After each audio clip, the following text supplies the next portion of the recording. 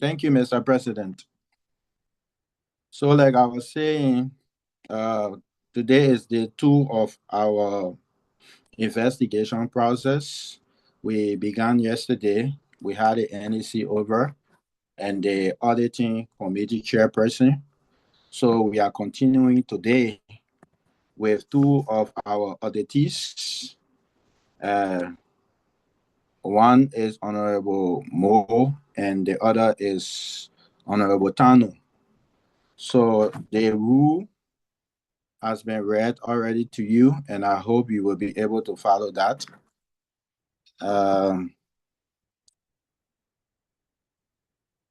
Not to waste much of the time, we will go strictly to the agenda. But for the hearing today, the pre-hearing today, we have 2 of our finest adjudicators who will preside. The first part or the first session will be presided over by Honorable Marcus Sipo Jensen, and the next hearing, which will begin by 10 p.m., will be presided over by Honorable Louis Williams. So, fellow scholars, you are welcome. We hope and pray that this process will be dealt with so much respect, and at the end of the day, we will have justice to be served.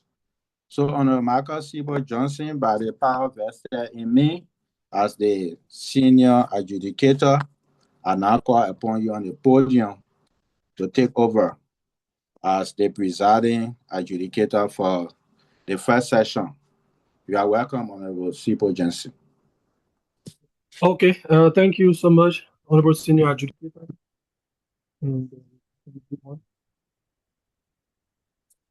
So firstly, we will have our opening prayer.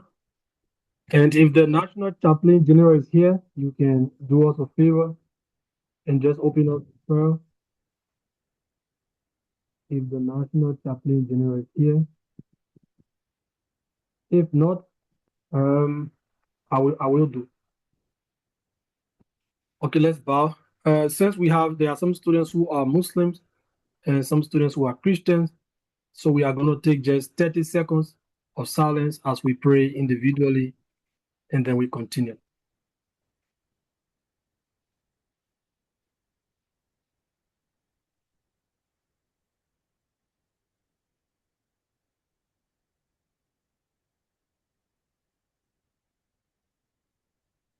Amen. Amen. All right. Thank you. Thank you so much for coming. We have self-introduction. Basically, we're not gonna self-introduction, and that will just be for the JB members and the scout that was invited by the JB for the pre-hearing. So I will start, and then the rest of the JB members, we can introduce ourselves.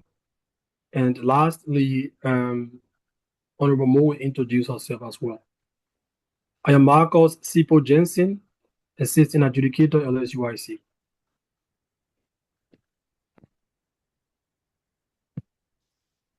All right. My name is Jesse Tarnue. Serving as the Adjudicator 1. Okay, thank you. Good evening. I am Louise Antoinette Williams, serving as Adjudicator 2. Thank you. Hello. Viola Ishisme is my name, and Associate Adjudicator. I'm joining from Wuhan City. Okay, thank you. My name is Moses Kingsford Flomo, Senior Adjudicator from Tarnue City, Jilin Province. Okay, thank you. I think that's all the adjudicators on the platform. It's over to you, Honorable Moore, to introduce yourself, please.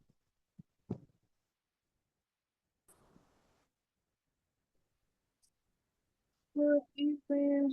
My name is Florence Moore. No, just secretary and managers. Okay, thank you.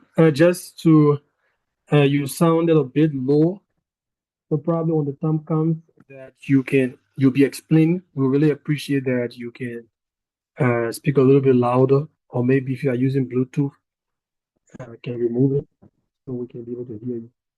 Thank you so much. All right, next we have welcome remark, and that'll be done by Honorable Knowledge. Honorable Knowledge, you are here.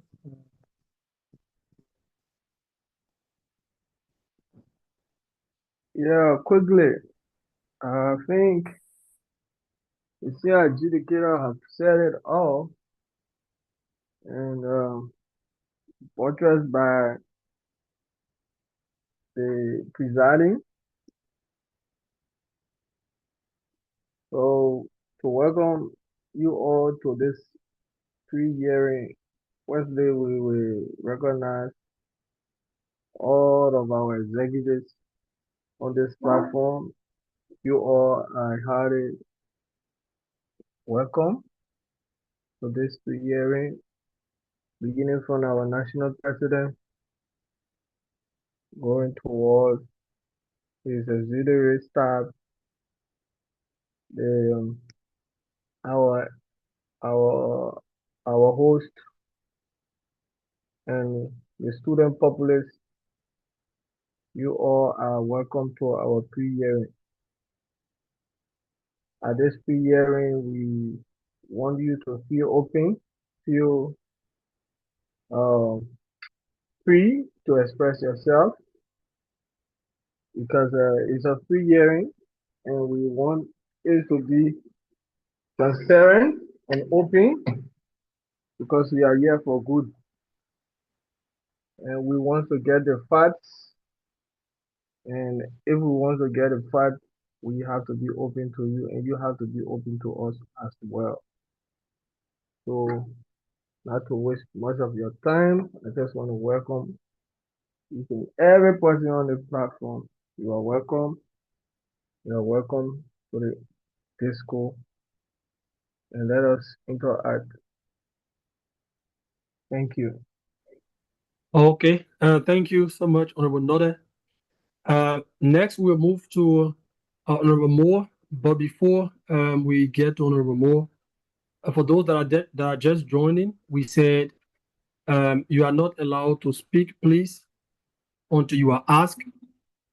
And while the presenter is presenting, we appeal that you don't text in the chat box. We are appealing. If you talk randomly, you'll be asked to leave or you'll be taken out by the host. If you text randomly, you'll be asked to leave or be taken out by the host. And just to remind us again, we are on recording, and whatever that will be said here will be used in the during the actual hearing. Honorable Moore, if you are in a right position to speak, if you are in the right position to turn your camera on, we appreciate that. We hope that you can turn your camera on when speaking or while speaking. But if you can't, I really hope that you can. So now we call on Honorable Moore for her position statement. Honorable Moore, if you are there, you can kindly speak.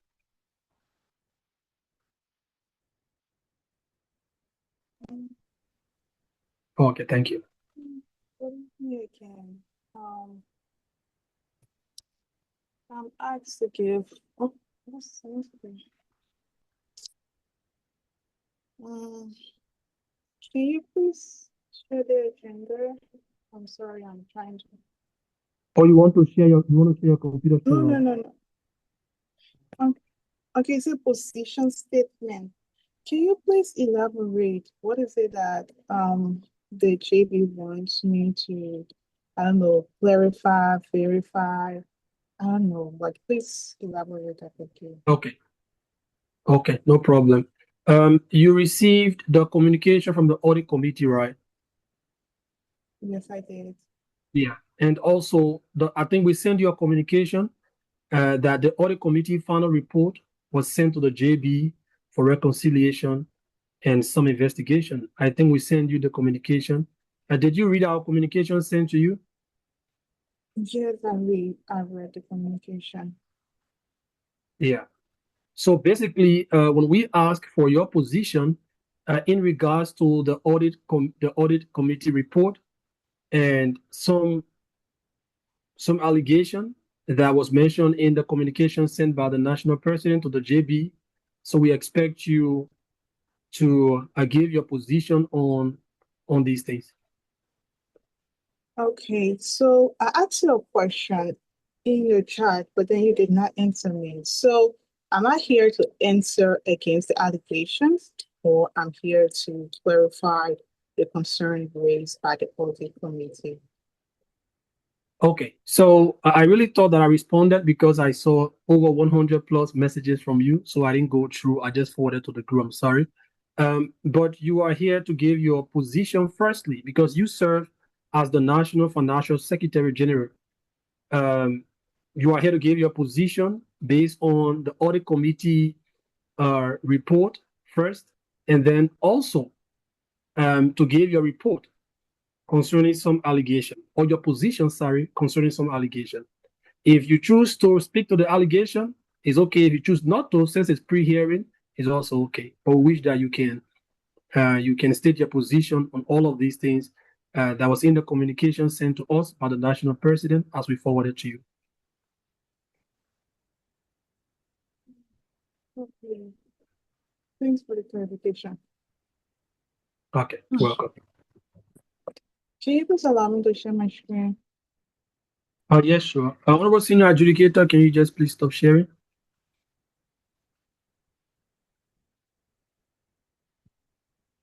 Okay, you can go ahead, please.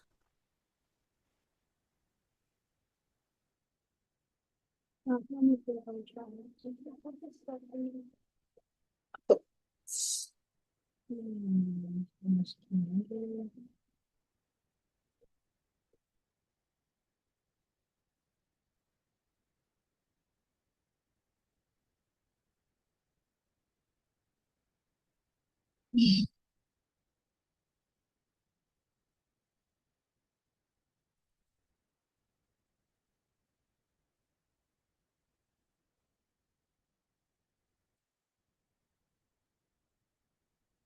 Just to be clear, Mr. President, is it possible that anybody can share their screen or Honorable Mo can share her screen?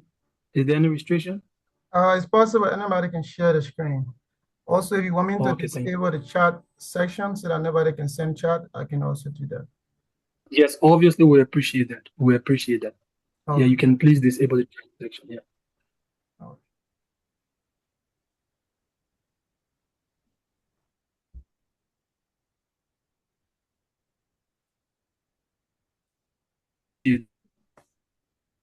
Okay. Honor Jensen, Yes? can you get me? Yes, I can hear you. You can inform the students, or since they are already getting me, that in the event an auditee is presenting and there is a question, the students can jot the question and transfer to the JB. Can Did you you see get me? my screen, please? Okay, yes, we can see. Yes, I got you, Honorable Senior Adjudicator. I got you. Okay. They can direct their question through the just sent to the office of the JB, and during the investigation process, we'll look at those questions. Okay, so to begin with, I received a communication from the audit committee on April 2nd. And this was the communication received. They had concerns about clarity on the 2023-2024 financial reports. And I hope all of my screens can be shown. Can you see the document right now? Okay, yes, the condition. Yes, we can see the ones that say respond to management letter from the audit committee. Okay, thank you. So the letter, like okay, for reference, all of these documents I'm opening, I've already sent everything to the GB. So I covered these responses in the last meeting, but for record's sake, I'll just go through them quickly. Um, the audit committee raised a concern about the financial policy for the year. So when I took over as the financial secretary in 2023 July, when we began working in office, immediately we took office, there were a lot of challenges that we had to solve. Like the very first thing was student loans. Students kept coming to ask for loan because I think many of us know July, August is a transition period for us here in China, especially those who are graduating. So we had a whole lot of students coming for loan and stuff, and that was something that we had to handle. And through discussions from the NEC and yeah, from the NEC, there were certain amount of loans that were lent out within our first quarter of the leadership. And all of that happened with the agreement of the NEC member. There were emergency meetings that were held and they were agreed upon, and a certain amount was decided, and it was the loan was given out. That is to say, all of that happened, there were no rating document that bounded us or instructed us on what to do. These was just agreements, verbal discussions, agreements that were made in NC meetings. I believe the recordings are there, so we can go back to watch them. So this is to say that there were no financial policy that we had working with in my entire term that I was in office. No financial policy, no loan policy. The loan that was given out to students, it was agreed. I remember 10,000 was agreed upon to be given a soft loan to 10 students throughout the year. And we even went above that amount due to some special circumstances. The record out there, the total loan that was given out was 16,000. If I'm mistaken, yes, 16,000 that was given out as loan for the entire year, which was above what was decided in the meeting that we held. And all of those decisions were made verbally and later on put into the loan agreements that we sent to the scholars to sign. So like I said, last time we had like a 2-page document for loan, which are modified based on what was already used before by the past leadership. Because I saw that document in the turnover document that I received from the financial secretary, like the loan document she used. So I modified it, and that was what I we used as the loan document, and that insert the person of number 1 and number 2, and going on to the official WeChat. Official WeChat for LSYC. During my term in office, there were no official WeChat for LSUIC.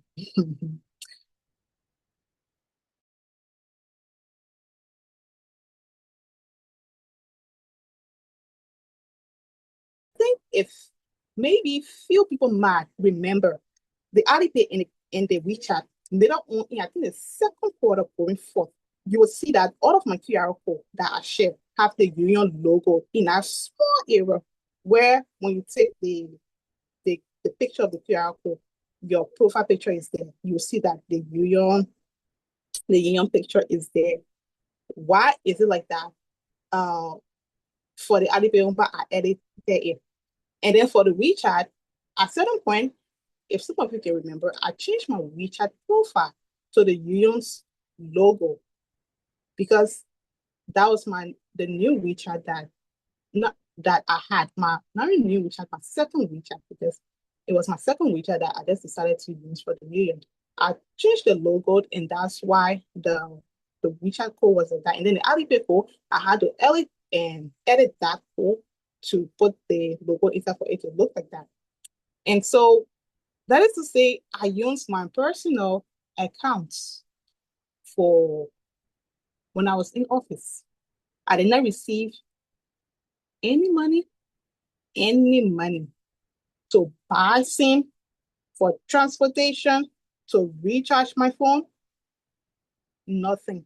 I did not receive any money from the leadership. And how did I even get the idea of creating new WeChat this and that? It was Honorable Wilfie who, when I talked to him, and then he proposed the idea to me. And that's how I bought into the idea. And then we discussed it in the NEC meeting. And then they said, oh, yeah, it's a good idea. Yeah, this is that. And that's how I went. And then I bought the SIM. Last time, there was a photo speculating in the WeChat group. Honorable Sifa said, this is the picture that when he gave me money to buy union SIM. That day, in fact, that day, like, I sent those chat transcripts to the JB, so it's there. I was the one who even sent the photo to Bene aware that, oh, I have now bought a new SIM card to open my audit. Like, it was just a working communication, something I was doing to make them know. And that was just it. It was nobody sending me or this and that. And that does it for the union WeChat. I use my own personal WeChat. And then for the data cash flow, what is this here?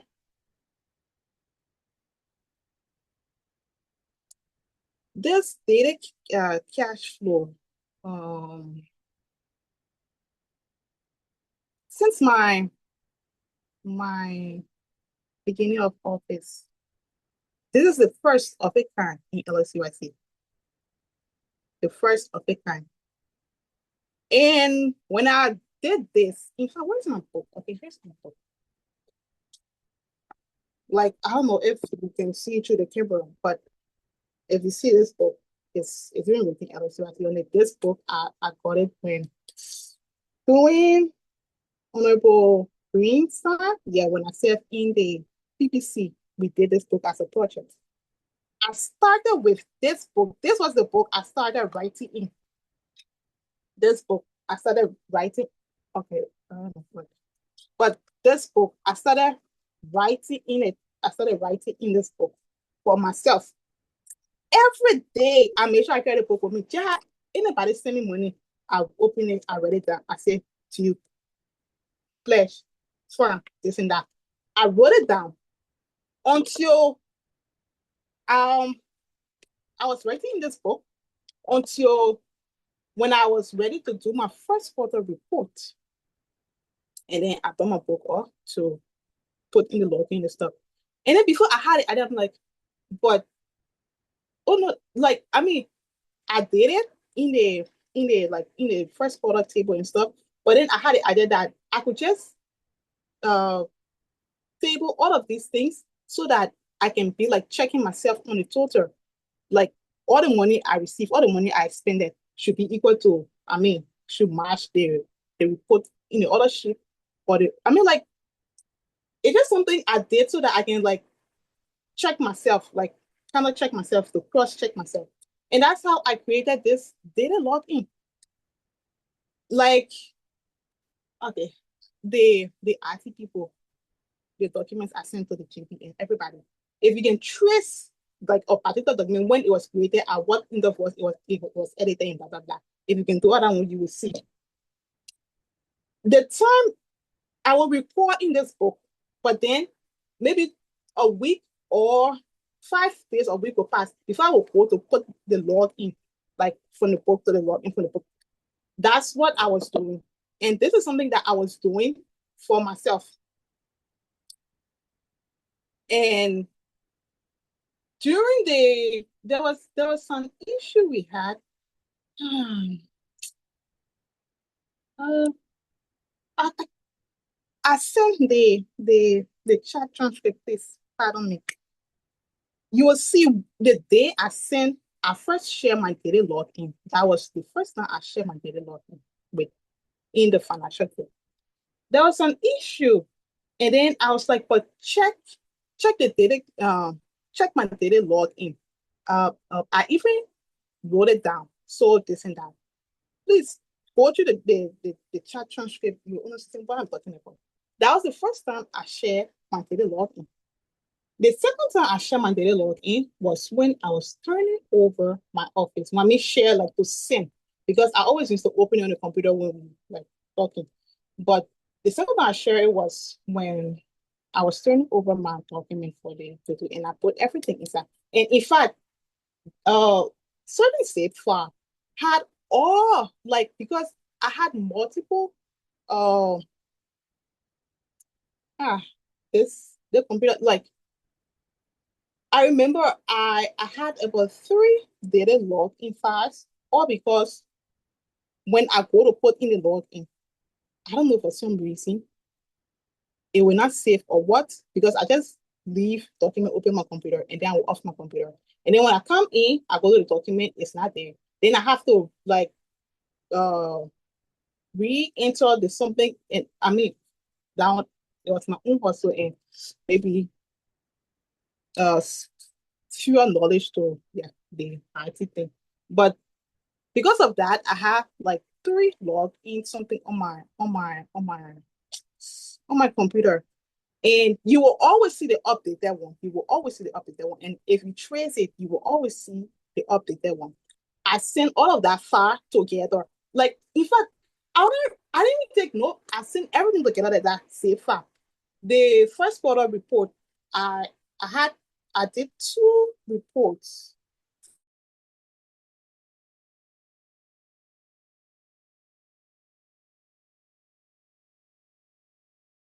I share an updated document in the group.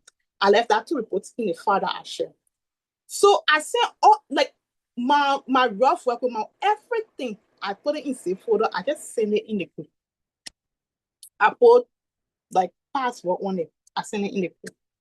So yeah, that's how this whole data login thing came in. I was using it for my YouTube, but then I share it. So when we come in from, we will talk about for the time you will share. So now they say budget line, the provincial city support cover raise. They have a problem about outside budget spending. So in LSUSC, we have the budget, right? And then we have something we call budget line. So for budget line, we have maybe we'll say conference expenditure, how much is supposed to be expended. We have provincial fund, how much is supposed to be expended. So according to the expenditure that were listed in my final report, the audit said like three of those expenditures that are referenced here were spent outside of budget. So they're asking me like to verify this. And this was my response to them. They have concern about the LSUIC chaplaincy project, the expenditure that were made. They had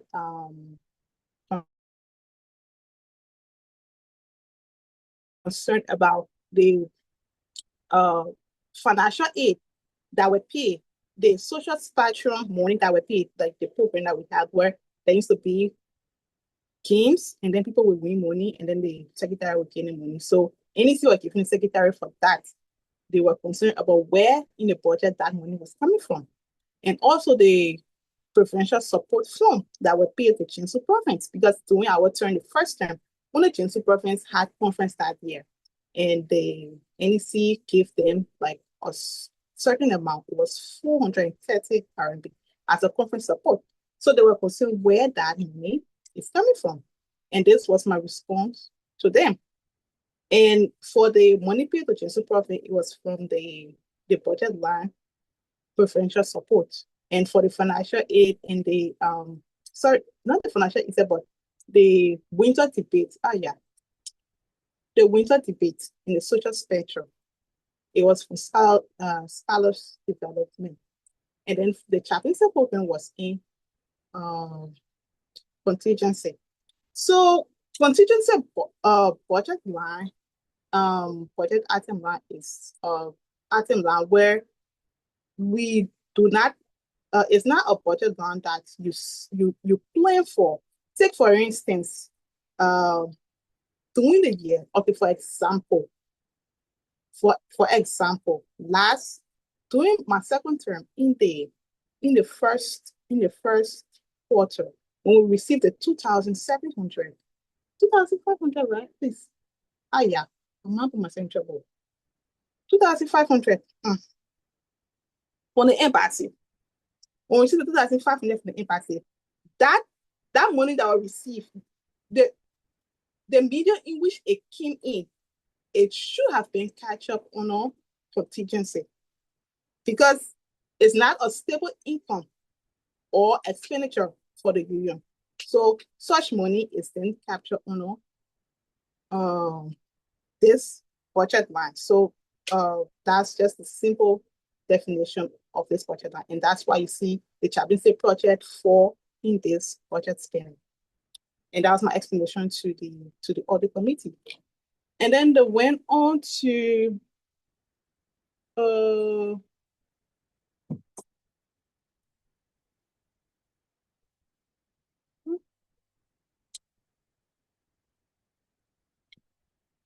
okay.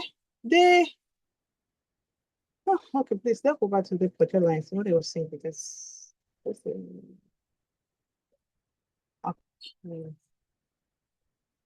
That was the last one they mentioned. Yes, they said inadequate financial record keeping. That was the attitude. Yeah, inadequate financial record keeping. And when they send this letter, and that's how I responded to them and referenced them to my daily login, and meeting my daily login and the reports that I did. That's why you see this is the attachment 6. And that was my response to them, because I kept record of all the expenditures. I kept record of all of the receipts. We had a group. I make sure that whenever a payment is done, I will continuously remind Honorable Tarnue in the case that she's not able to immediately send the receipts. I will continuously remind her until she can be able to send me the receipts. That was something that I did. And immediately she sent me the receipts, I will save it to whatever expenditure that was made. I have file for all of the expenditure that were made, all of the expenditure in service of the file for loans who are received loan. Everybody has that photo. The document, the loans, the receipt, everything. I have it. And this was the first letter from the management. And then the second letter from the management. This one, it was not until when we had the last meeting, the last time, before I even understood that it was actually for 2024, 2025.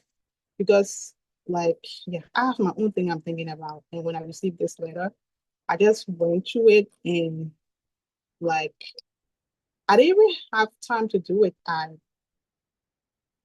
And so at the time, I just went through it, and I knew what is it that they wanted from me. So I didn't really capture where they wanted it. And so my response to them were totally based on the time I spent. If you see in this letter, they asked for 2024, 2025. But in my response, I gave response from 2020, from 2023, 2024, except for the response 1 and 2, which was duly applied to my office. That was where they answered. So they had issues about the conference. No, brought forward. 7,576.39. Hey, this brought forward, honestly.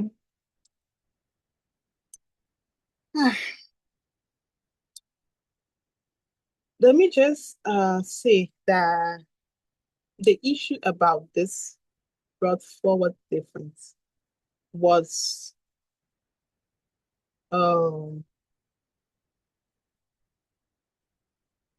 a mistake on my part, in a sense that I was worried about making sure that the annual report is out by August 5th. And that was when this report was out. And in my understanding, the little knowledge I had, the annual report, I capture the period from first quarter to fourth quarter only. This annual report, that the document, the summary, it only captured the period from first quarter to fourth quarter. In LSUIT, there is something we have at the interim period. That is the period during the conference, transition, and stuff. Those periods were captured. However, I captured them in the conference expenditure report. That was a different report that I prepared only surrounding the conference. And there where you will see all of the money that came in for conference support, for additional conference expenditure, is captured there, receipts are provided. So perhaps that conference report should have been added as an addendum period within this general annual report, and it would have been much clearer about the turnover balance. Because even in the conference report, I stated in the closing statement, even in the calculation, I highlighted the calculation and I stated in the closing statement that because of expenditure made during this conference, the turnover balance, the new turnover balance is now this amount, which was 39 or 38,000 something. It's, what's the conference report? Here.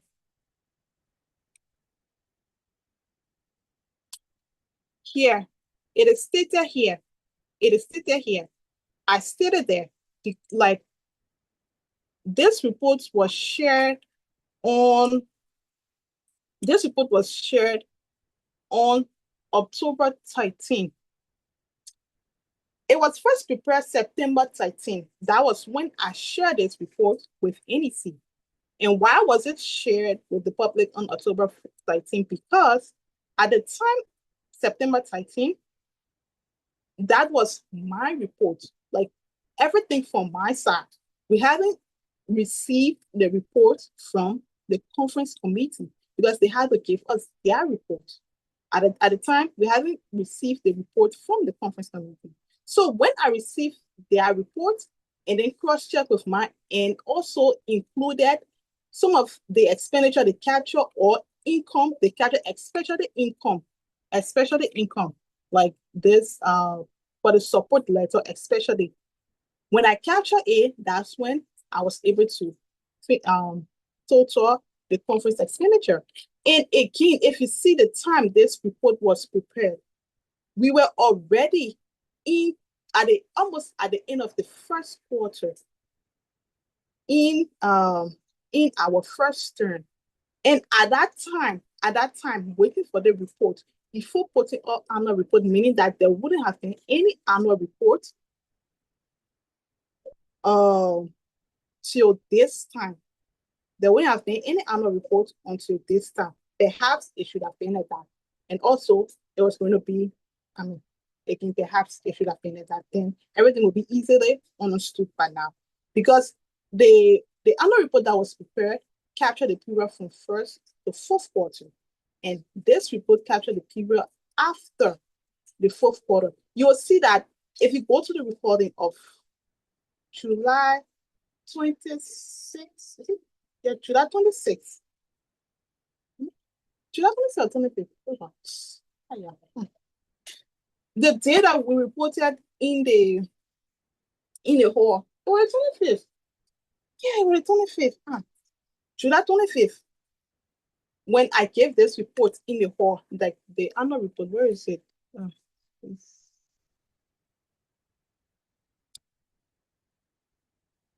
Okay. Yes, this annual report. This is exactly the same report that was presented in the hall. Exactly the same. There's no figure whatsoever changed. You can go to the video, the recording, check it and check it. It is the same. There is nothing changed. This was the report that was presented in the hall. And there were only one issue that was raised in this report. One issue, and that was from Judicial Province. And it was not even particularly surrounding like into the report. It was just the way in which their phones were captured through the union. That was their position, that when they wrote to open their account, they did not intend that for their account to pass through the union. They just wanted a safekeeping with the financial secretary. And in turn, I allowed the president to decide to have authority over their account.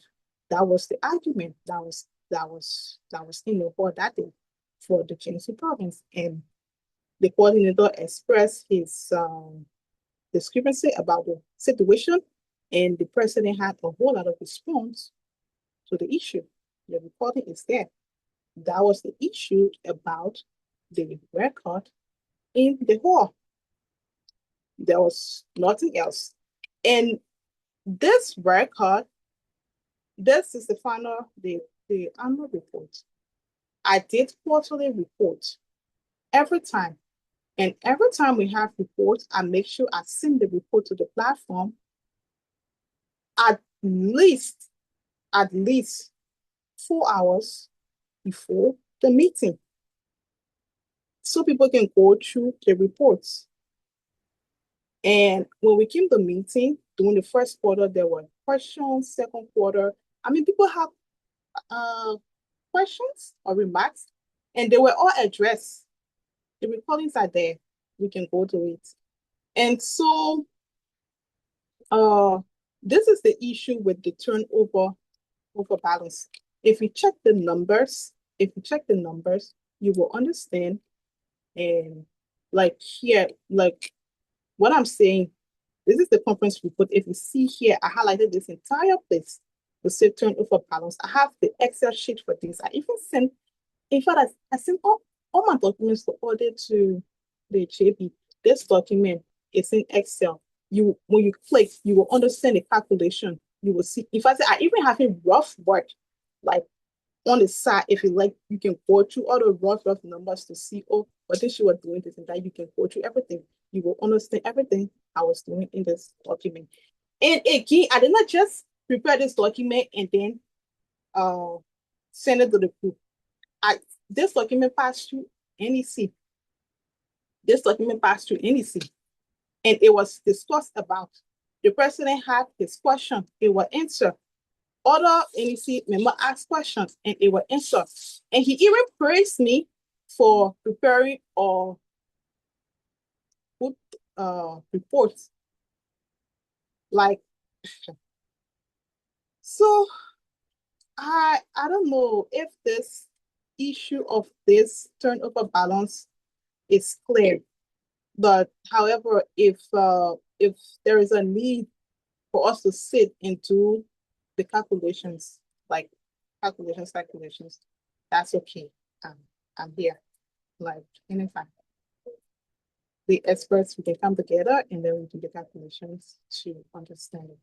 But as it relates to the huge difference in the annual report in the first quarter in brought forward, is because the annual report only covers first, second, third, fourth quarter. And the addendum period was not captured in the annual report. Addendum period was captured in the conference report, which was prepared as a separate file. If you see here in this conference report, you will see all of the expenditures that were made from my office, all of the expenditure that was made from my office. You will see it. And then these were refunds that were made for conference t-shirts. Like those who were at the conference, if you can remember, there were issues about conference t-shirt. People said they need a refund for that money and stuff. These were the refunds that were made. And so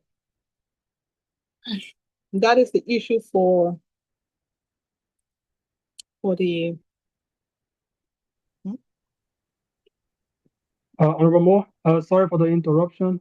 Probably if you can wrap it up in 10 minutes, it will be okay. Please. I will wrap up in 10 minutes, seriously, because it's a lot. You see, I should explain. I'm trying to explain, please.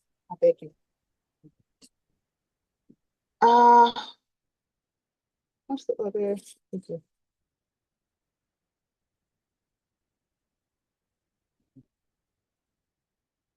Okay, this was the balance brought forward, and then for the 2000, I already make it clear to the audit committee. There's 2,700. Maybe okay. Again, this 2,700 is captured in the report, the first audit report. But if maybe let me try to break it down. How is 2,500? So, like I said, 2,500 was given from the embassy. 100 USD was brought forward from the previous year, and 100 USD was received as pledge on the night of July 26th. That's how you see it's 2,700. So that's how the USD came to 2,700. And this money was not expended for at the time I left office. It was, oh, please, let me go back on that statement. The actual USD was not changed. Okay, let me use the word change. The USD amount, USD, it was not changed. But the 2005 that was received from the embassy was expended. There was a whole propaganda surrounding that money, and there were so many decisions surrounding that money. And NEC has so many opinions about it. But later on, we decided in a vote. We decided in the vote that the money should be shared according to the will of the coordinator. So, and then we decided that since the money will be shared, we can simply allocate this money from the budget line that say prevention support. Since the prevention support is 5,000, we should just give it to them, and then they will decide how to share it. And that's how this whole 5,000 donation about any money was dispersed. So the money that came from the embassy was dispersed internally, but the USD was never changed. So that's it. Yeah, so the 2,700. To collection and calculation. Okay, again, like I said, this part from 3 down, this did not apply to me. However, I responded to A according to my year. So honestly, this response has this from 3 all the way down has nothing to do with this other response. And apparently that's why there were so many conflicting responses as they the chairman said he received so many completely responsibilities for some of the reasons because my response was simply surrounding 2023, 2024 when you were asking for 2024, 2025. So that's it surrounding this whole audits, like the issues based from the audits, all of the issues based from the audit. That's it. And so you asked me if I want to respond to speculations or not. Last time when Mr. Johnson was speaking, he made so many comments, so many words, and I would like to speak to them. If you can see, me, I'm a record keeping person who is in a book. I wrote everything down. Everything. I will speak to everything. So please spare me from happening. So, firstly, he mentioned that there were discrepancies and unreported figures in the expenditure items that were perhaps overlooked or omitted. And he said mainly from Jansu account, the chaplaincy fundraising program, the conference expenditure report, the conference expenditure report, conference pledges under reported to conference committee report, that is the Wuhan conference, and the council of coordinators amount, account of funds received. The Jansu account, this one is just straight. Jansu, financial secretary, myself, we had our check and balance. And it was clear, funds received, funds she sent to me that I received from from in that account were all check and balance. And it was clear that the balance in their account was the wait, can you not be calling CPF my hair?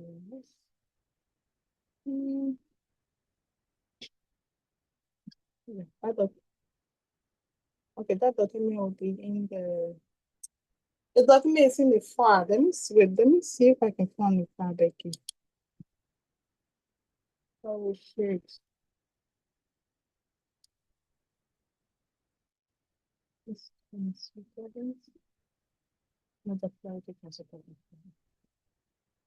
Okay, I hope I'm straight. Okay, yeah, this is the financial, this is a note of clarity that I sent to the treasurer on June 3rd, 2025 about Jesu account.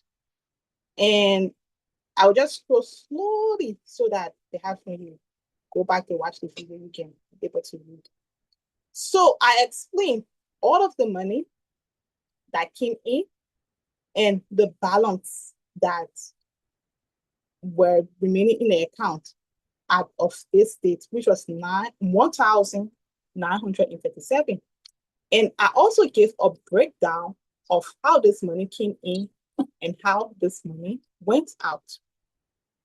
The treasurer had a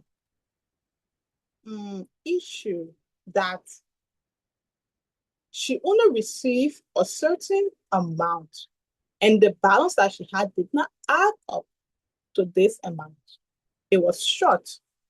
And then I went on to explain to her when I sent her this money. And this issue came about in July. Again, all of these transcripts I sent to the jury, please read it. She told me that she had a problem with her account. So she couldn't receive money. So that I shouldn't send her money for now. But she will let me know when to send her money. She even tried making payment to me on WeChat, but the payment did not go through. She said she also had problems with her WeChat. And so I was not able to transfer money from the treasurer from please, I want to write it my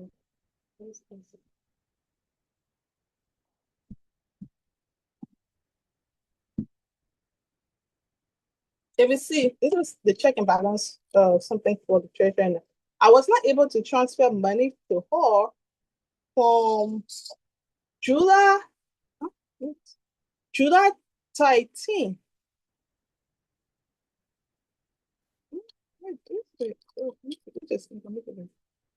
Yes, it comes here. July 13.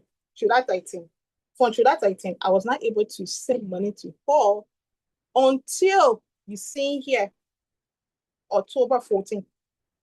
That was when next I sent money to her, from July 13 to October 14. That was the next time I sent money to her. So during this time, she said she couldn't receive money. I received conference money, I received due, I received far, I received money from Chancellor Province, pledges.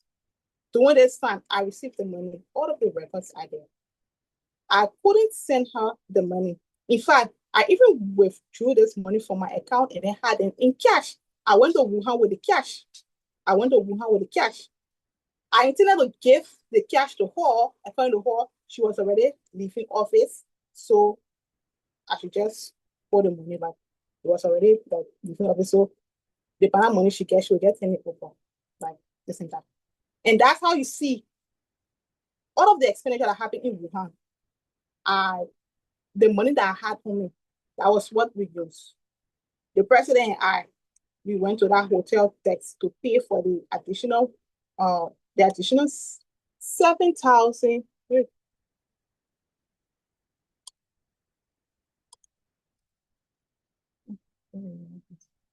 The additional,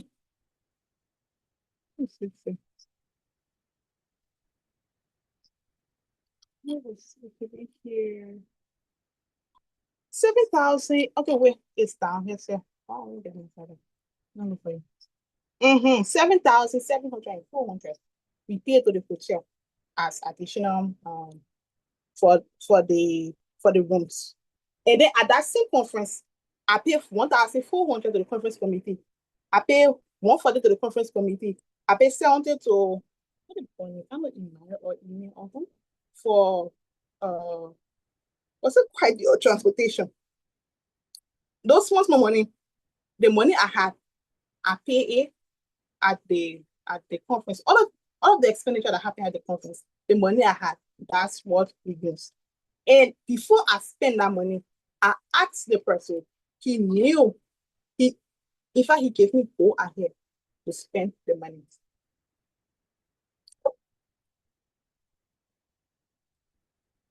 So now I did not send money to the treasurer. On this day, when I sent her this money, I just sent her the entire amount after I did my calculation. I just sent her all the money that I should have. After we did our check and balance, I just sent her all the money that we should have. Okay, the total money for the year, right? The total turnover balance, I did the calculations, the total turnover balance. And it was even from that meeting, there was a screenshot that was shared the last time for 725 that I even verified that money was to be paid from the president. It was that particular meeting that 700 was offset from the total value that the president is supposed to send to her instead of sending it to me to fill up the total turnover value.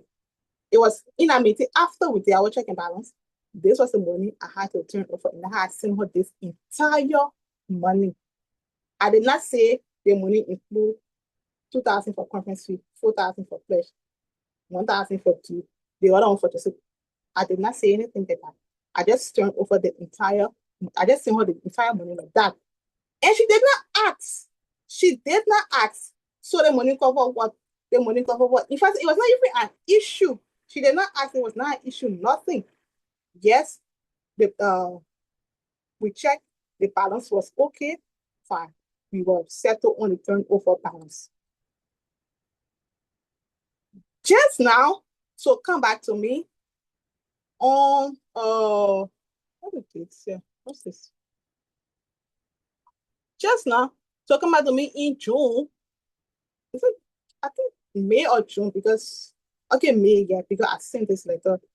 I think a few weeks after she texted me in May of 2025 to tell me that like to say that she didn't receive money for Jensen. Okay, I understand. I mean, yes, you are confused. Yeah. Then I went not so try to explain to her how is it that Jensen money is in the total of the balance. She said no. I did not send her money for Jensen profit, so she not know about any money for Jensen profit. Everything is in the chat. Everything is in the chat. I sent her you can read it.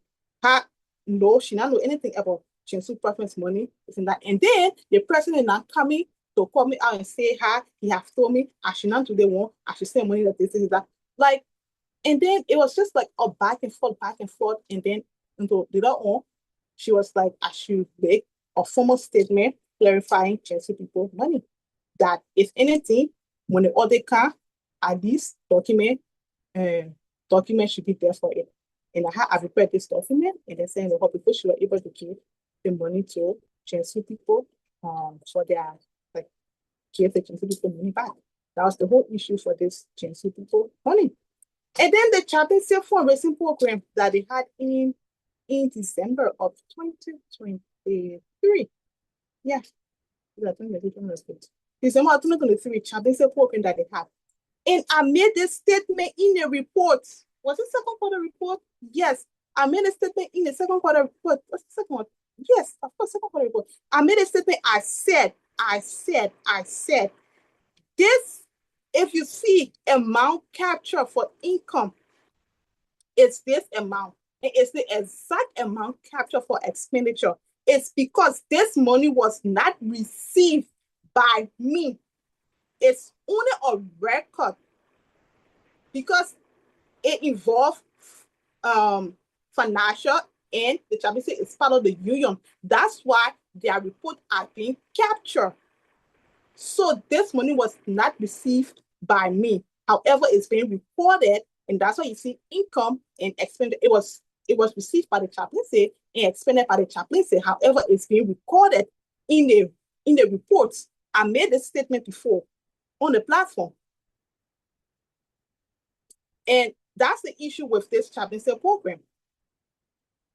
Chaplaincy had many programs. They had their Mother's Day and Father's Day program. And then we have Sunday services.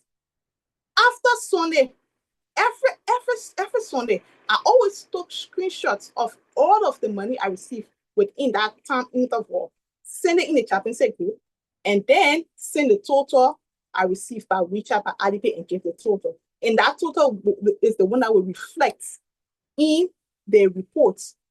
Chaplaincy members are here, they can testify to that. The Mother's Day and Father's Day program, there was a huge fundraising. Mother told me to receive the money.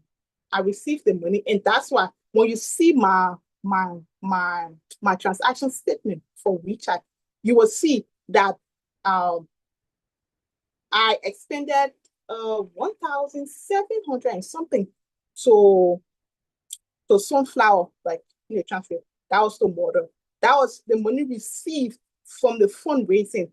And all that money, all that record was captured. It was posted in the chaplaincy group. It was posted in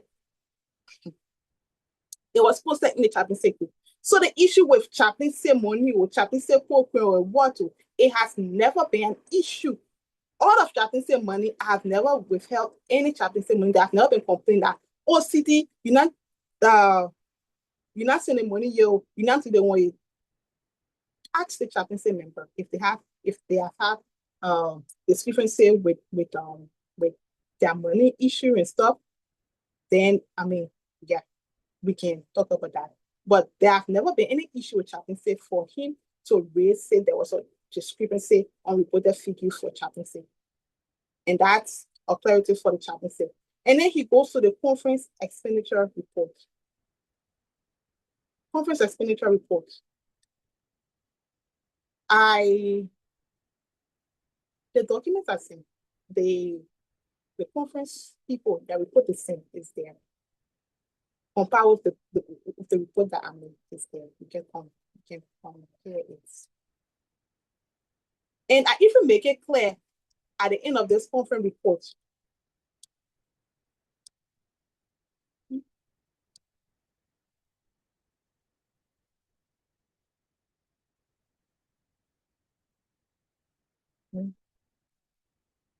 Oh, this thing up there is different. Okay, I make it clear here in the conference report at the end here, that the figures capture in the report, how much of that figure were to be received from the committee themselves? How much of that figure were to be received or was received by the president? I mean, mention it's here. So, conference expenditure reports. If for any reason conference expenditure reports have a problem, that in the next people government that you come and address the conference that you had during your term, that now you come and address the report, say there is problem in the report when it was discussed, posted, and there was even holding and putting where you and the conference committee back and forth. Conference committee saying steal money, you say not steal money. You now resolve it that no. They tell that you were trying to prove you're innocent, telling me to send you document to do that. You now proof say conference expenditure report get problem that no in the new people government. At the end of the new people government, they can prove he wants to say unstated conference expenditure money. Yeah, he said the discrepancy in unstated figures. Unstated, or there is discrepancy in the conference report. For that, well, yeah, to get here if there's proof of what he can do. And then he said conference pledges. Conference pledges. The conference pledges he's talking about is this fiscal year, this first something. The conference pledges. Yeah, he said understated.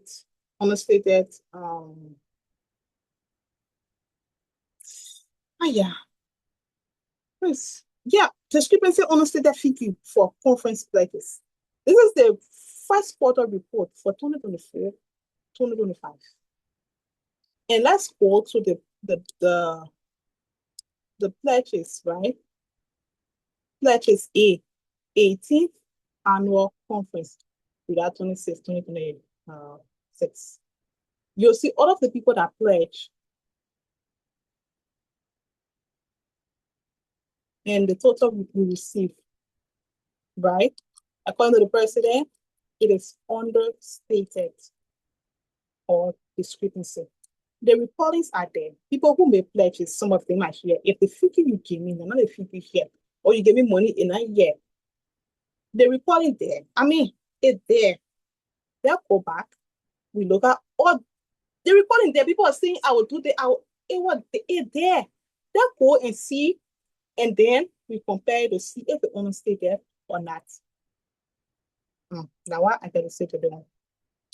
And then he said, owner reported dues. According to him from 2025 to 2026. Owner reported to. Again, throughout my reporting period, first quarter, second quarter, third quarter, fourth quarter, we were on a platform yet. I gave my report. Nobody can all to say, Cetee, I send you money for you now, money down. Cetee, I pay my kids, you know, money down. Cetee, I send you how you put 80 out of that. Nobody came up to say they gave me money for you, and then it did not reflect. People paid at you, I getting a boosting certificate. Nobody come to me and say, I pay my fault to you. You don't give me proceeding certificate. Or I mean, like, how, like, yeah. So again, we're in a view that are understated.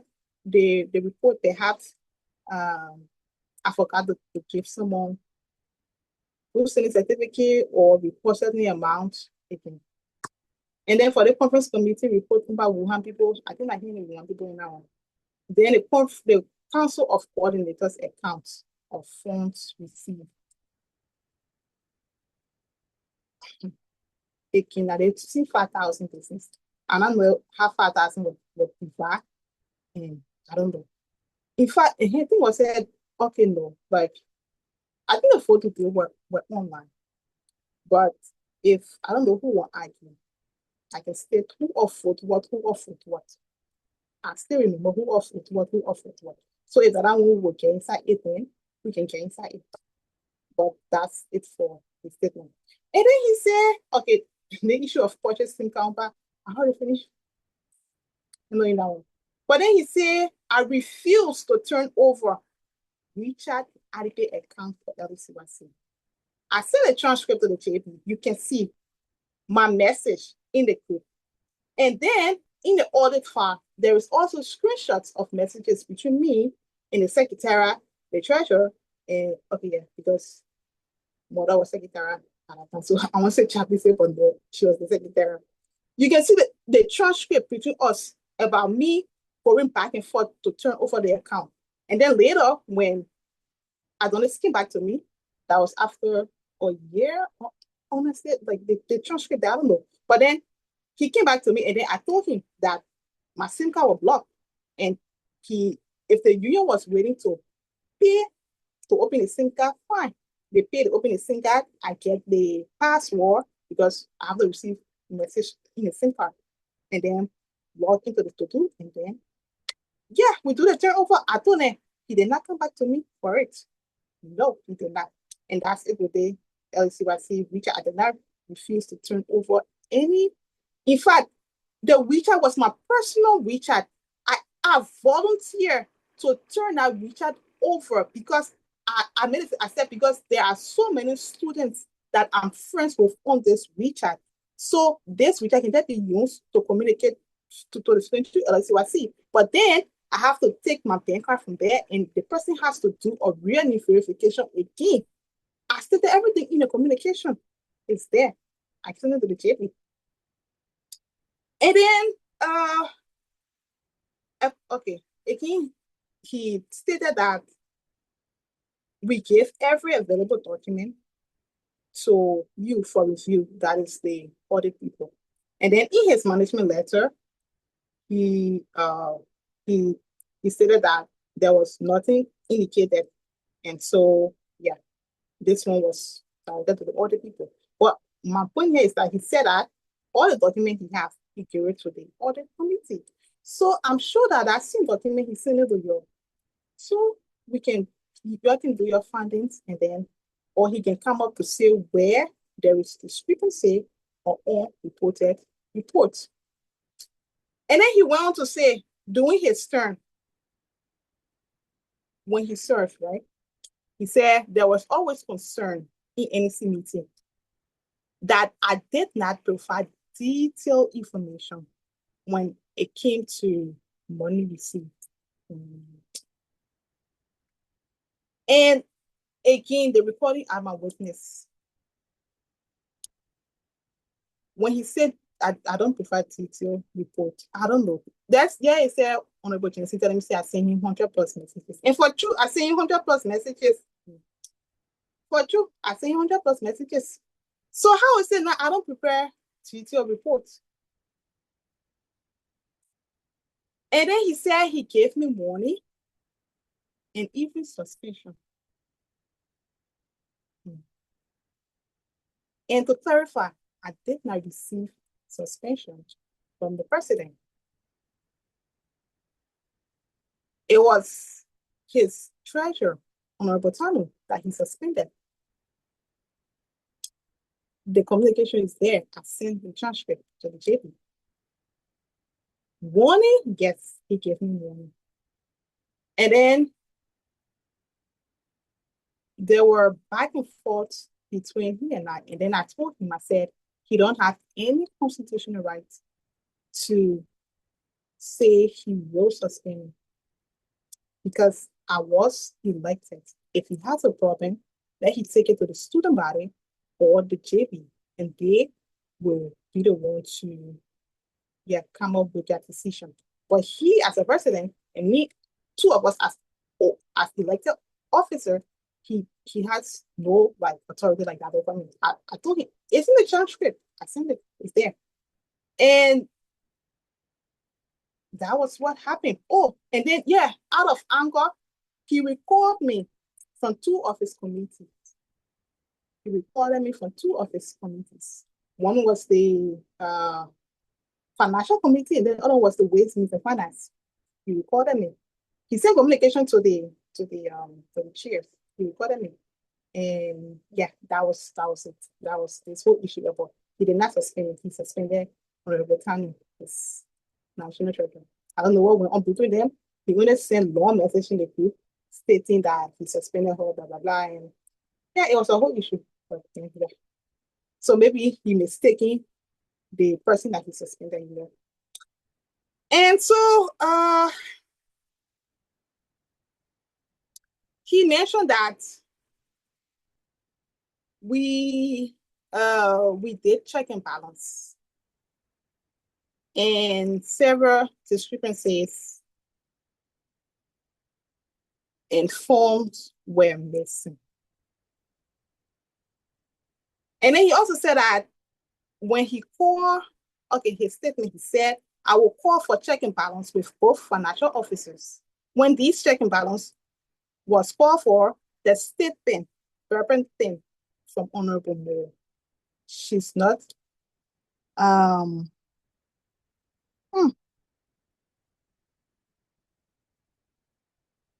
yeah, the body means an but honestly, the way I'm but he said I was not yes, answerable. Emma, hey, in the show. She's not answerable to me during that time she was still financial secretary. During that time, she was still financial secretary. She's not answerable to me for unaccounted figure. Instead, when the audit committee calls, she will answer. And I just want to say that the condition of that statement is very false. Very, very false. We had regular check and balance. The transcript is there.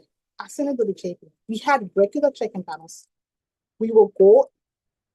I mean, there used to be back and forth to understand figures and stuff, but when we had issue and I made a statement that I am not answerable to him, was 2025, August, my people. August of 2025. 1 year plus, 1 year plus 2024. 10 months after I left office.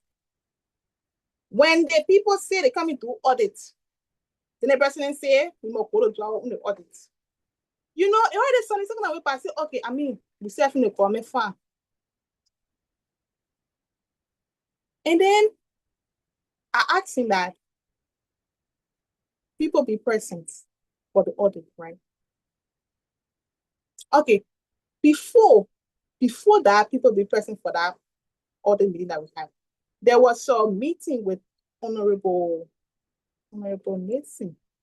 He said he wanted to have a meeting with all the financial secretary because he was not understanding something in the figure. So we went to that meeting, and he and Honorable Tarnue, there was conversation, service and stuff. And then Honorable Tarnue, I'm not sure if I was in a meeting or what, if that I see meeting, but one of those meetings. She came up to say that the money I sent her, which is this first quarter, we talk about first quarter 2023.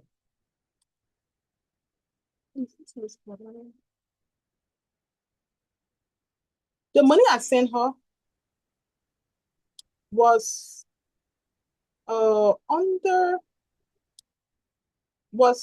below the amount that I should have sent her for the first quarter.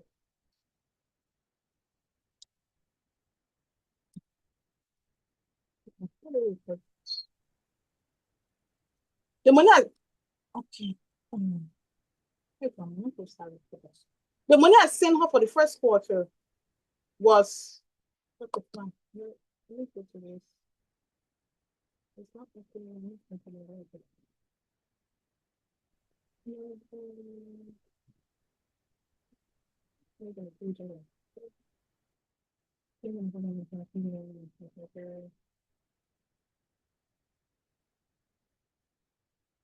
Okay, if you see here, I'm trying to find the report that open, cannot find it. If you see this page here, like this money I paid to her. I paid this money to her on October 29th. That was, yeah. She came out to say the money I paid to her was 70 UN short. And when she came up, I was concerned because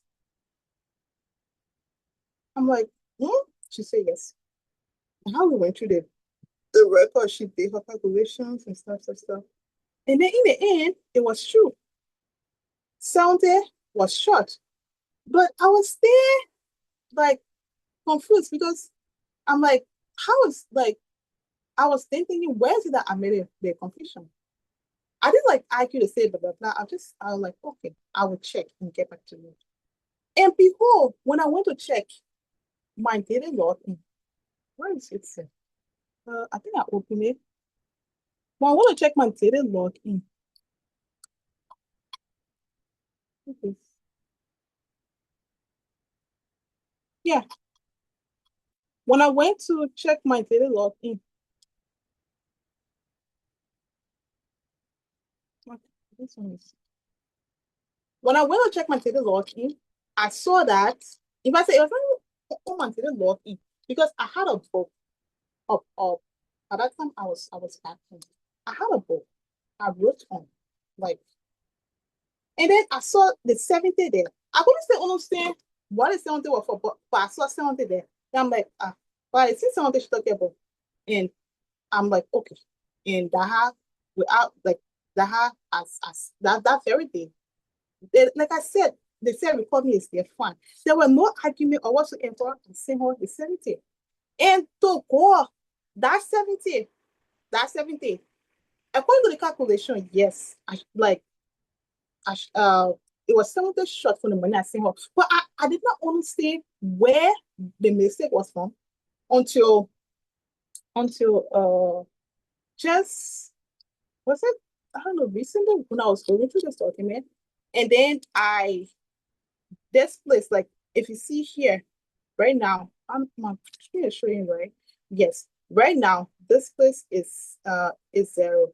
That's because I was in a file already. Let me see if I can do control CNC. No, like I said, I can defile my computer and close it.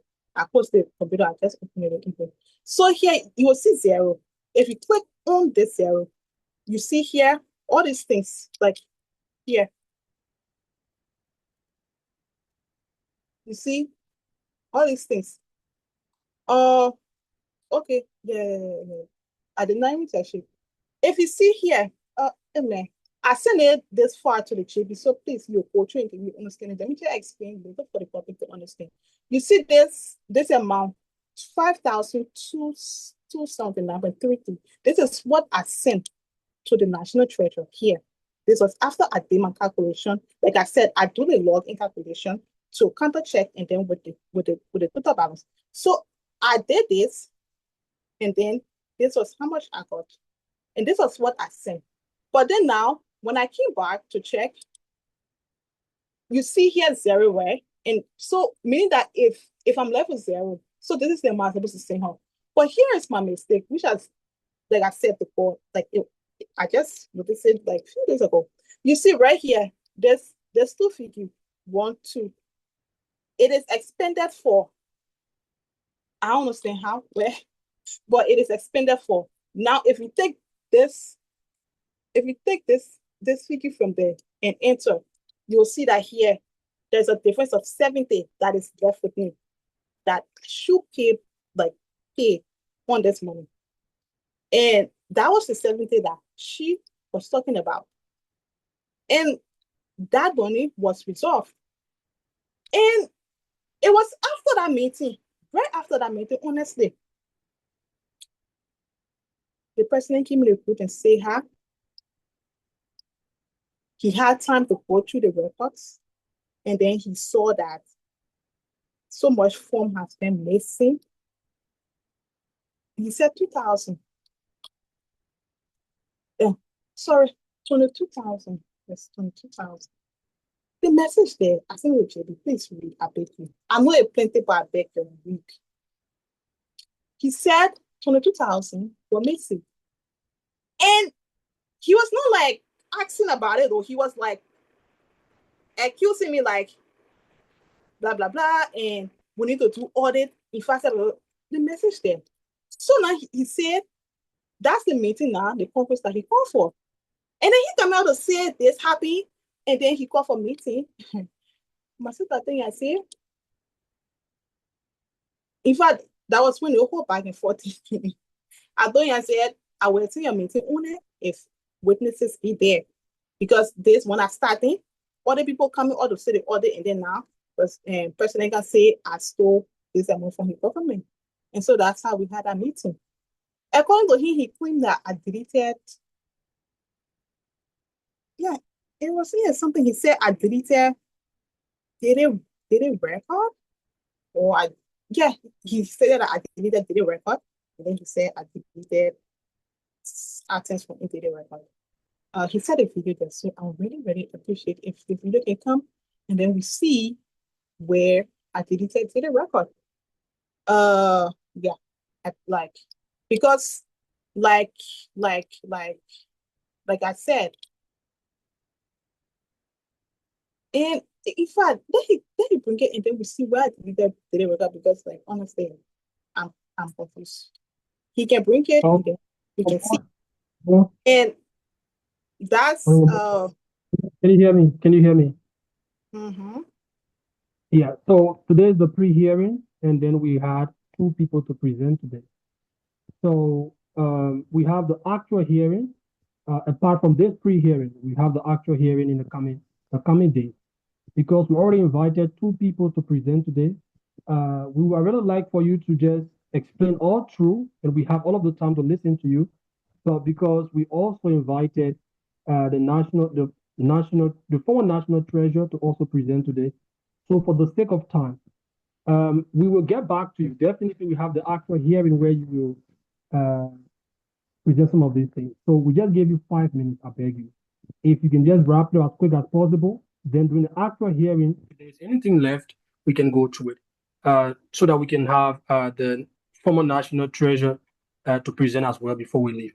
Thank you. 5 minutes, please. Okay, thank you. So, like I said, there was a lot to go through, but Honorable Jensen said we should stop it, so I will stop at that point. We will continue later. To summarize everything I have said here, my records are there, and all of the Excel document, Word document, PDF, everything is there. The officers responsible can go through them. And I even submitted my bank statement, like for Alipay and WeChat. That's like 2 PDF each for them. I submitted it. So you can go through it and then see how phone came in and how phone went out. In the beginning, the president claimed 22,000 were missing. They don't own 26,000. They don't own 38,000. In our C meeting, he said 38,000 plus. So I don't know. Yeah. And then he did mention about the pledges received. He said 9,000.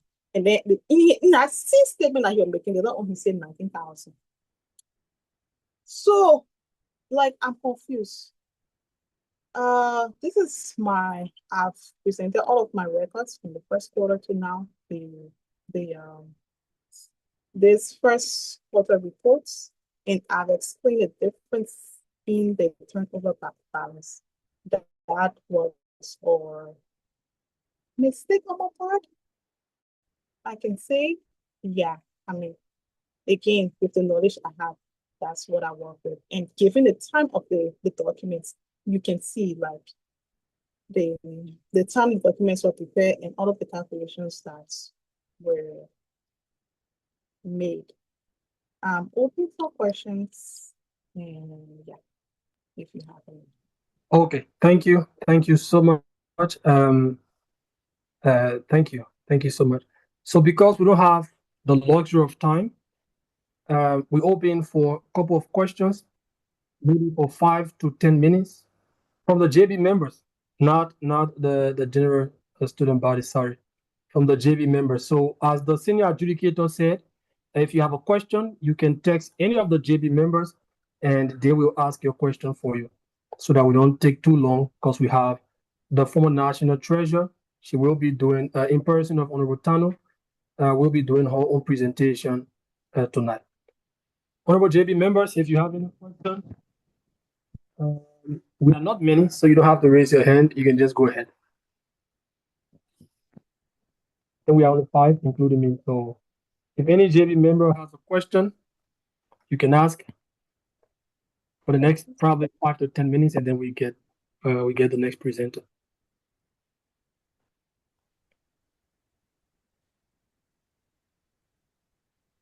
Yeah, I have a few questions. Oh, okay, go ahead, please. All right, so thank you, Honorable Mo, for explaining and giving us some details based on what you have. When you were explaining, you mentioned about the policy issue, financial policy. You never had any policy to run on. So in your own capacity as financial secretary or the office you were serving in, what did you do? What did you suggest to the NEC, looking at the fact that you were dealing with funds coming in and going out? So what was your suggestions to the NEC during that period, during the 2 years you served for? That's my first question.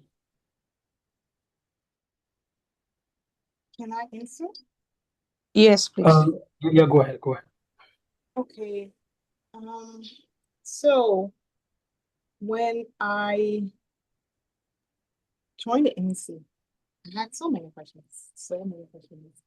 And for every time I ask questions, you always reference me to the Constitution.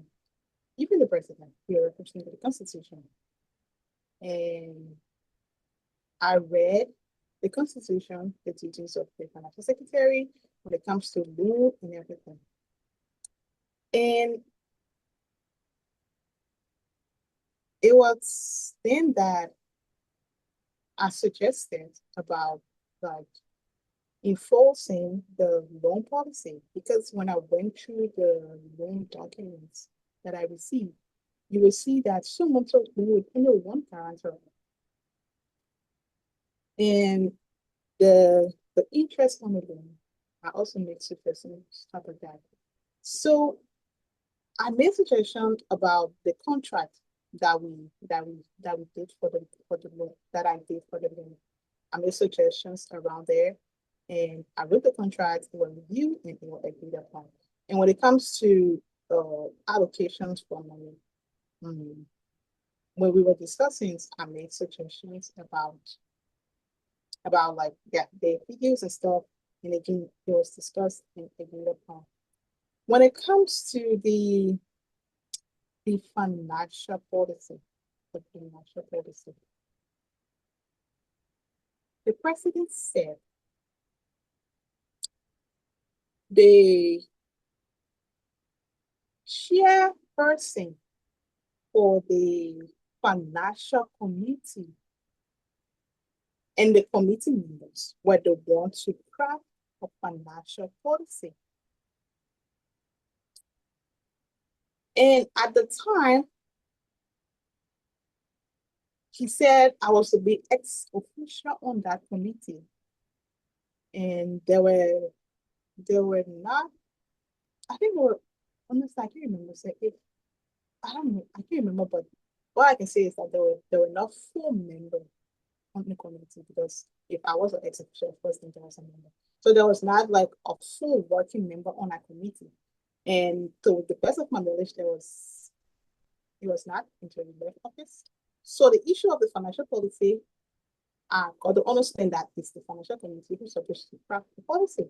So I had no persons whatsoever in like the financial policy, and honestly, I did not ask about it again. And I only focused on like the contracts between me and the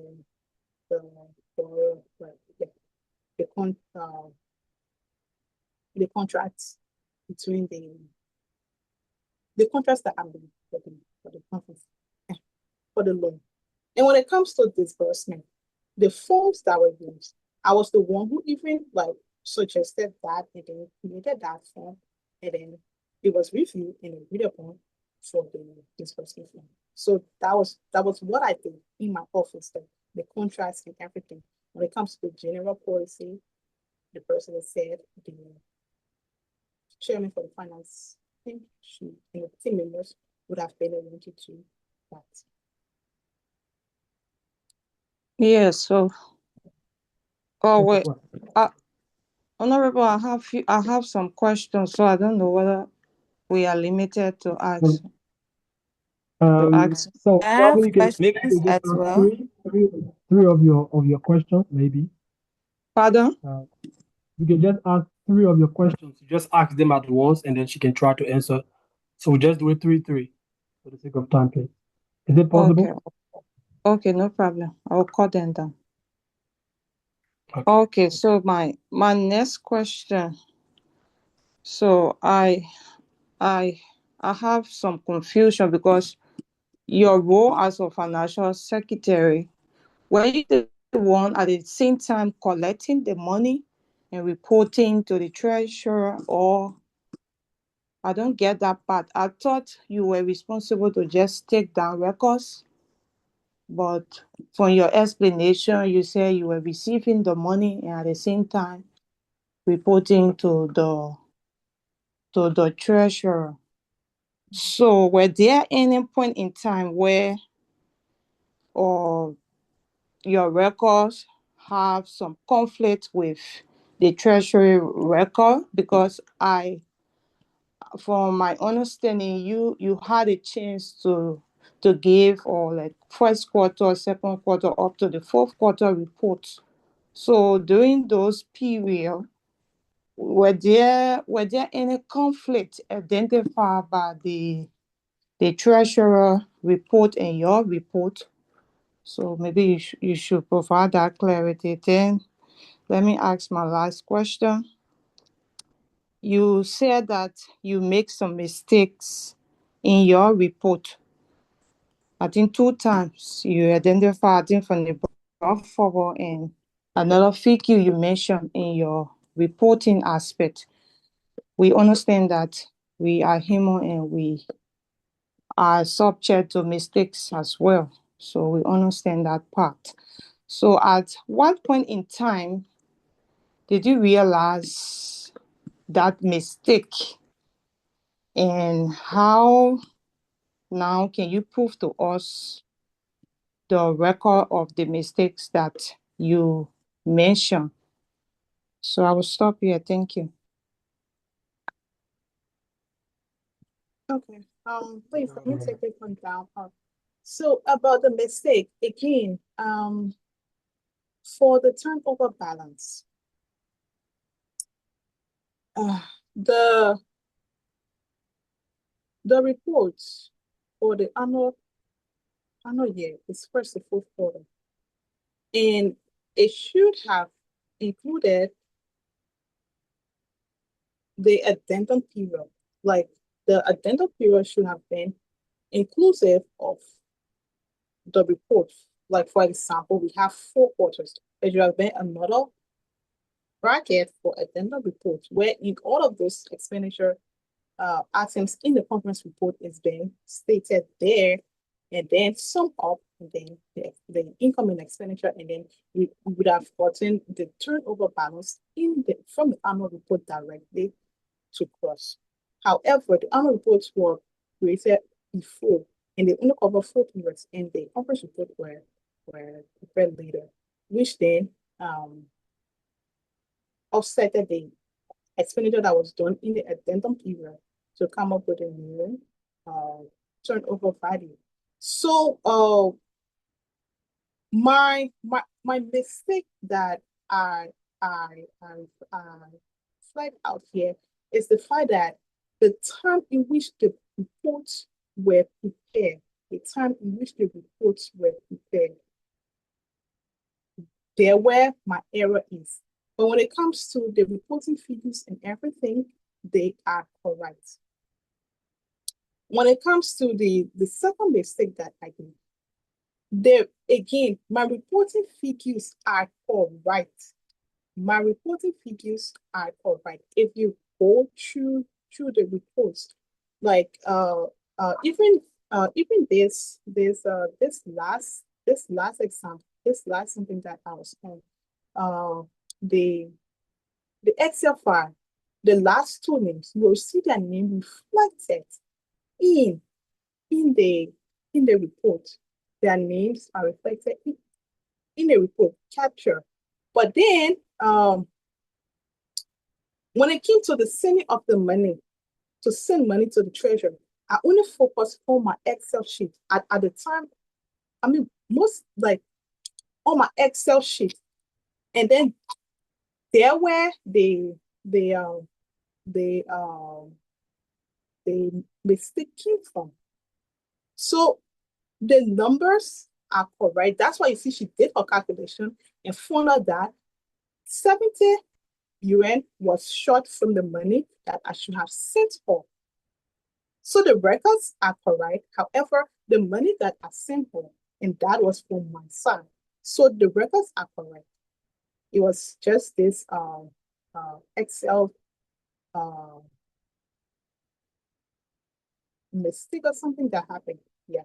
So it's not like I did not report the figure. The figure is reported. It's the transfer that had the problem. Okay. All right. Thank you. Thank you so much. So before we go to Honorable Lewis, sorry. oh, Please. you want to say something? Go ahead. Go ahead. No, Go ahead. Ask the other question again. She said the clarity of the report. So yes, during my turn, like I said, there were no financial policy. And I did records for funds received. I did records for funds that were expended for. The form that were even signed for the expenditure, I prepared that form. The only thing the treasurer did was to pay money. Take QR code, pay money. Take QR code, pay money. That's what she did. And then when we come for the checking balance, we do the checking balance on how much she paid, how much I sent her, how much balance she kept. That was it. All of the records of when someone paid back money, they paid to me, I recorded. When someone money go up, I recorded. She do the payment. That was still working. And we did multiple check and balance. And for every time we did our check and balance, I make sure that we were balanced before we left the meeting. Okay. Thank you. Thank you so much. So before we go to Honorable Lewis, I just want to ask an everyday question. Was there ever a point in time where the National Treasurer complained that, because I read not the 100 messages he sent, to be honest, but I read majority of them because I have graduated, I'm free, so I have the time to spare. So was there ever a point in time where the national treasurer complained that you just sent her money without telling her what this money is for, what that money is for? Was there ever upon a time that such occasion happened? Yes, we had that issue. The treasurer said, when I send her money, I do not specify what account the money came in by. For example, I'm sending her 500 today.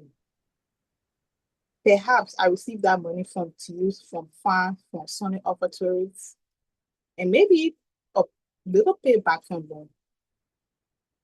I did not specify that 200 from that 500 is from them, 50 from that 500 from farm, 30 is from pledge, this and that, like that.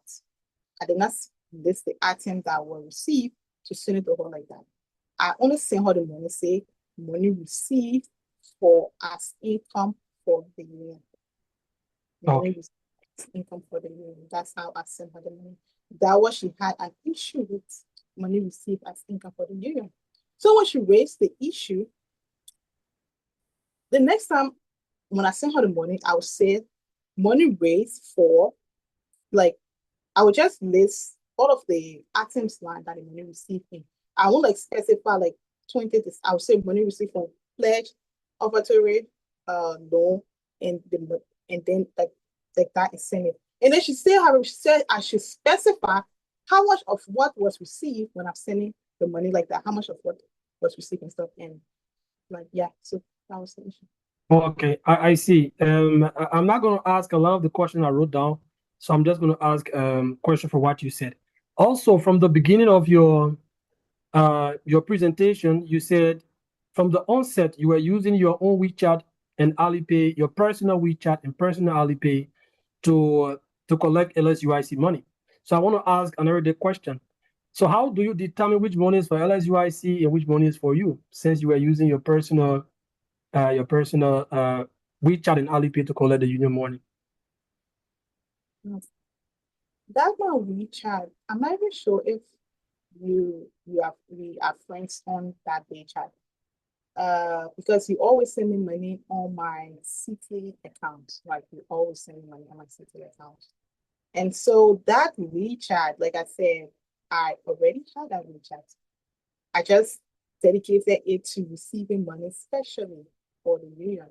If you will go to the expenditures on my account, you will, yeah, like you're not seeing any expenditure to, yeah, just income. Okay, so that, sorry.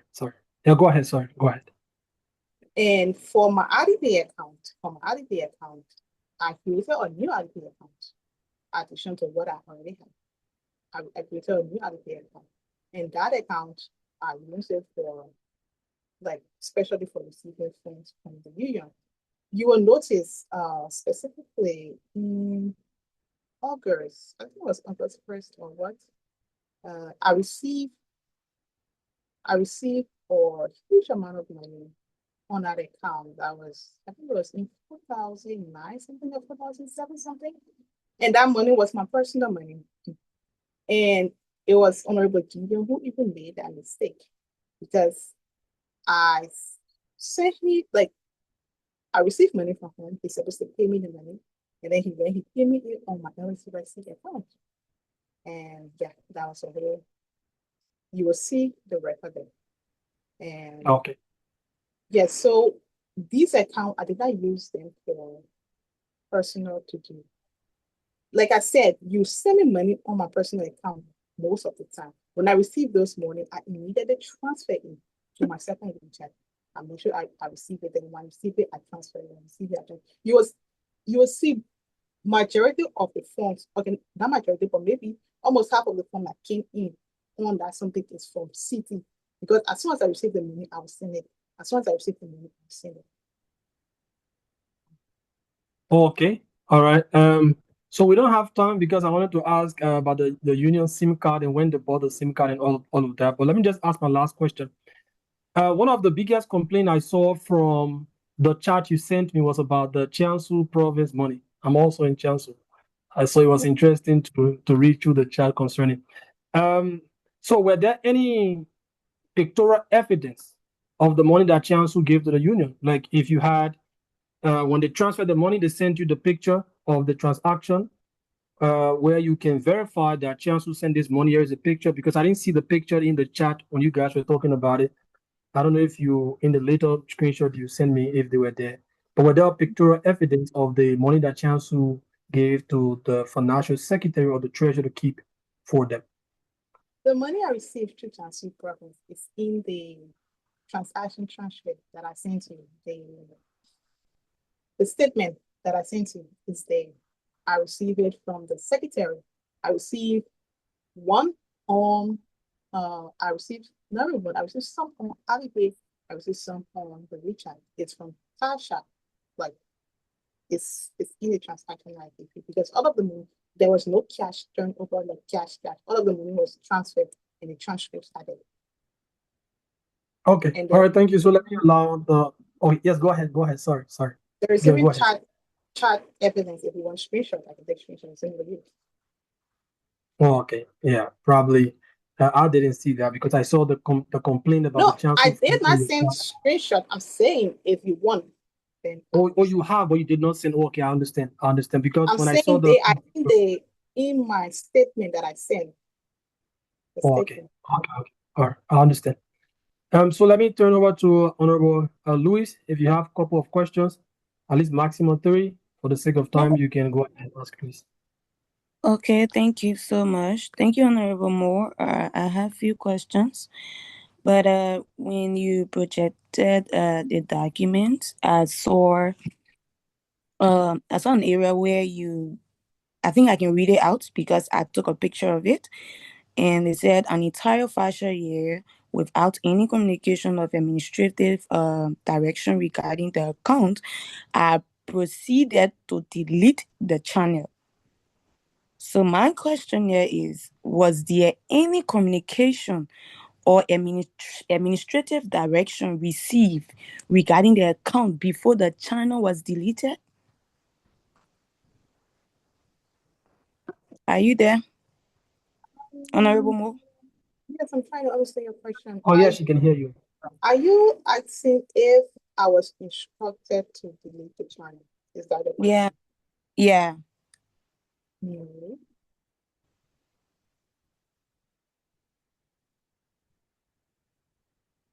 I think she has answered. She said no. You said no? Yeah, she said no. Excuse me? She said no. Okay. So it's something like you was not instructed to delete the channel and you deleted it on your own? Is that what you are saying? Okay, so at the time this channel was deleted in October, but I took a screenshot of it, like the exact day I took the channel, I get a screenshot in my phone. I'm sorry. No, it's just I give record. So please let me explain. okay. At the time this channel was deleted, the LSUIC data now that you see, like it was already created. It was already created. If I'm not mistaken, it's this year said that our channel got deleted this year. I don't think it this year or something. Yeah. And so it was not like it was in use. Nobody came to me to say you won't post. It was not in use. Not in use for I don't know how long. Nobody came to ask me for it or this and that. It was not in use. So I mean. Okay, it was not in use, but it was not your personal channel. It was for LSUIC. So who gave you the permission to delete it? It's my WeChat. It's my WeChat. I asked to turn over this account ever since. And this account don't even belong to this leadership. It belongs to previous leadership. They did not want it. They did not come for it. So why should I be keeping it? Why do you think they don't want it? Because LSUIC, I think they have a point where they need they have to store documents for future reference or reference. We're talking about WeChat channel, not iCap. Yeah, it's a channel. Why should you delete it? Do you know how many videos were on that channel? They didn't even follow the channel. Okay. My next Okay. question has to do with, it's okay. My next Okay, so question has Honorable to, Louis, can you just wait, please? Can you just wait, please? Honorable Moore, with Yeah. all due respect, we'll tell you very clearly that when you are speaking to any member of the board, you speak with caution, please. Are we together? Sure. Please, Honor, with all due respect, please. Honor Jensen, can you get me? Oh yes, I can. So we are urging all the auditees to be careful with the board members. This is not a time for argument. You have the right to answer your question quickly, yes, no, but do not be emotional while addressing the members of the board. Thank you. Okay, Honorable Louis, you can go ahead, please, and ask your last question. okay, thank you so much. Honorable Moore, you said during your presentation that there was no financial policy submitted to the COC, and you spoke about addendum period where you had your lapses, and you said, as you rightly said, and I'm quoting you, you said, I was at fault, and it's on your part that you could not take those records. So my question is, what become of the turnover balance since it was not captured, and who will actually be reliable for it, and how can it be accounted for during your addendum period? Those financial or whatever finances that you didn't capture, how can it be accounted for? And who will be held reliable for that? From your question, you're saying that the figures were not accounted for, and that's not true because the document is there. The figures are accounted for. I did a whole explanation here. I don't understand when you say the figures were not captured. The figures were captured. And in total, like in summary, if you go through the data law, the money that I received, the expenditure, the money that I turned over to the treasurer, if you are saying like that the 7,000 brought over like difference was not accounted for, then that is to say I sent the treasurer of 7,000 plus, then I should have reported to her because I sent her all of the money, all of the total that should have been turned over. The receipts are there, the calculations are there. I made my statement. I said, this report is an addendum report. Perhaps it should have been captured within the annual report, but it was captured separately after the annual report. And it's even stated in the report about the new turnover balance. And there's a statement at the end of the report stating that clearly. So yes, the reports were captured. The figures were captured. It just needs to be located where it is. It is captured. Okay. So any honorable senior adjudicator? Yeah, on another, can you get me? On another? Hello?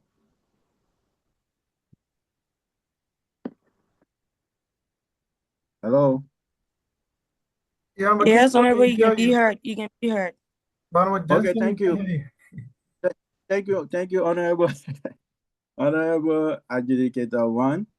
I want to remind all the auditees that when we critique the documents, there are so many questions or inquiries we have. But because of the time, we will not ask everything. So I want to inform you that there will be a set of questions from the JB, from all the students. They will be written to you formally. And we are urging you to kindly take up some time to answer them and return to the board before the final hearing because we don't have the luxury of time to ask everything tonight. Having said that, I will ask a single question. Before I ask that question, I'm taking you to Article 14, Count 5, letter B of the LSURC 2020 amended Constitution, which is one of the functions of the National Financial Secretary. And it states, the National Financial Secretary shall keep accurate records of all financial transactions indicating income and expenditure notes and vouchers. So with this clause in our article or our constitution, I want to ask this simple question.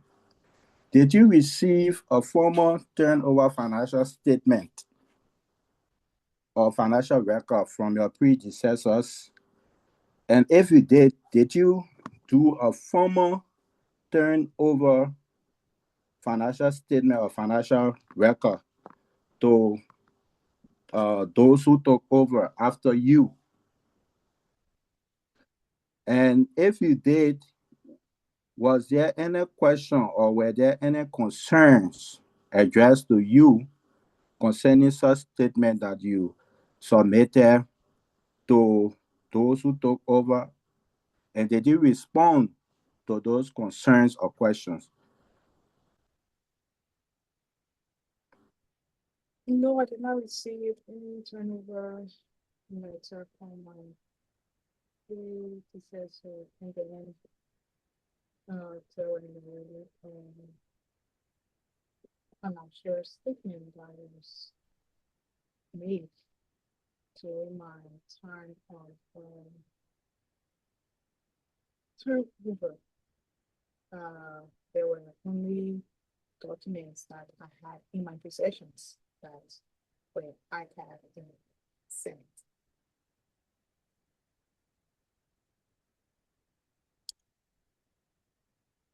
Is that the answer to the question that I asked? Did you turn over to your successor? And if you did, was there any question or concern, and did you address them? I just answered, Honorable. I said I did not. There was no official turnover note to my to the next financial secretary.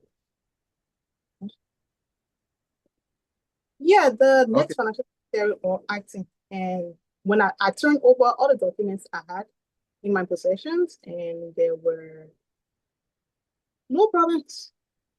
Yeah, there were no problems during the time of turnover. Thank you. Honorable Chancellor, you can go ahead. I record that. Okay. Yeah, so we expect that everyone that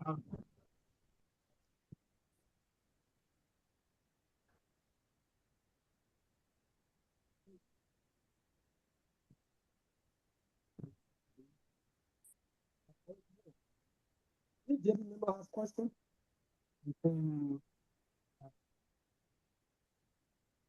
If not, Honorable Moore, before you give your parting statement, I just want to say something very, very short. The audit committee said there were unapproved budget spending or budget expenditure. And knowing LSUIC and the policy of LSUIC, before money, is given away out of the union's budget, it should be signed by the treasurer, the national financial secretary, and the president.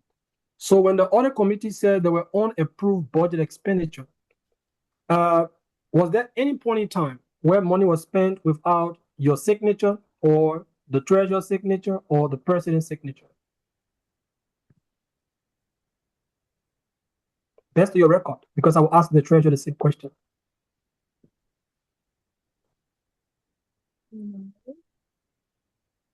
So every money that was spent met the consensus of the three of you people before the money can be spent. Best to your knowledge. Best to your knowledge. So in the first the first quarter of the term, we did not have treasurer. The first few loans that went out were signed by the president and I. And yeah. And then when the treasurer came, disbursement was signed only by the president, the treasurer, and the person receiving. I did not sign any disbursement document. It was the president, the treasurer, and the person receiving. I only prepared it on. On Jensen, Yeah. this quick one. Before I forget, Honorable Mo, did you remember recollecting all of the loans that you sent out before resigning during your first and your second term? During the first term, about 92 to 96% of the loan that was given out were paid back during my first term. They were paid back. Only one person had loan at the end of that was given out in my term. Yeah. So, and into the first quarter of the second term, there were two loans given out. One were paid back, and one was not. Okay. All right, thank you. Can you just give your parting statement, probably in 2 to 3 minutes, and then we see the next time we invite you for the actual hearing. Honorable Jensen? Yes. Yeah, did Honorable Mo provide all financial vouchers for transactions that were carried out? Yeah, sure. Yes, it's in the zip file that I forwarded to the group. I'm asking her directly. I know it's in the zip. I'm asking her directly. Did you provide all financial vouchers for all loans and all financial transactions that you carry out? Yes. All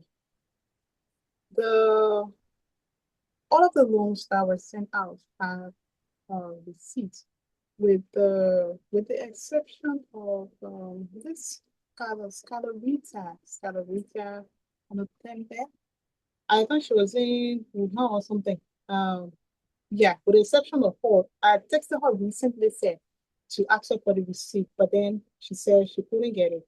And that loan was paid through the president. I kept asking him to send me receipt, but he did not send me the receipt. However, it was check and balance, and yeah, that he paid the loan, but he did not send me the receipt.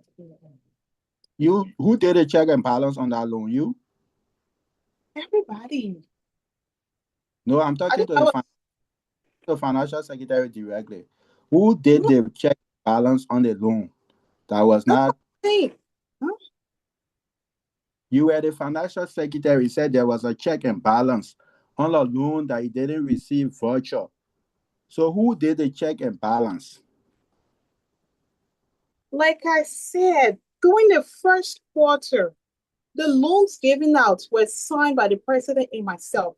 The loan documents were signed. The payment, the one who did the payment was the president. Why? Because the turnover money we received from the previous government were received by the president. So he had the money that was turned over from the previous government. He had the money. So he paid the loan from that money. But the documents were signed. The contracts, the guarantors, everything was signed, but he made the payment. I made a payment of loan in that first quarter to who say Scholar Geraldine Fala. She took a loan of 2,000. I made that payment to her from my office because at the time I received the pledges, the dues, everything I received was to that amount. At that time, we didn't have treasure, so I still had all of the money that I received from the conference to them, the pledges and everything. So I made that payment to her from my office to her. And then the loan for Scada Rita, the person made the payment from his office. And yeah, but the documents were signed. And when I said check and balance were done, when we got the treasurer, like I said, we did checking balance regularly. Our first checking balance that was covered because the president had to send the money that he had to the treasurer, and we had to do the calculation to see that this is how much you received, this is how much you have expended. So meaning this is how much you're supposed to send the treasurer. And for my end, this is how much I received, this is how much I expended, this is how much I'm supposed to send the treasurer. All of that was done. Okay. Okay. Okay. Yeah. Honorable Senior Adjudicator, anything else from your end? So we just wrap it up. No, Our apologies to. Yeah, go ahead. I'm good. Anything I'm else from good. your end? I'm good. We Okay, will so Honorable Moore, can you just give your probably parting statement in a minute, or less than a minute if you can? I guess you're already tired. So if you can give less than a minute, you can. So, thanks to Honorable Mo for attending the pre-hearing session. We anticipate having the final hearing or maybe a next hearing before the final hearing, but that would depend on how much time we have left. So we thank you for coming. And like I said before, we need your cooperation in these times. We are hopeful that we can have fair justice after the proceedings. So please, we will send over to your office a set of questions that we cannot ask all of them tonight. So we are asking that you kindly respond and attach a signature, and it will be copied to the NEC, the Council, and the Student Populace.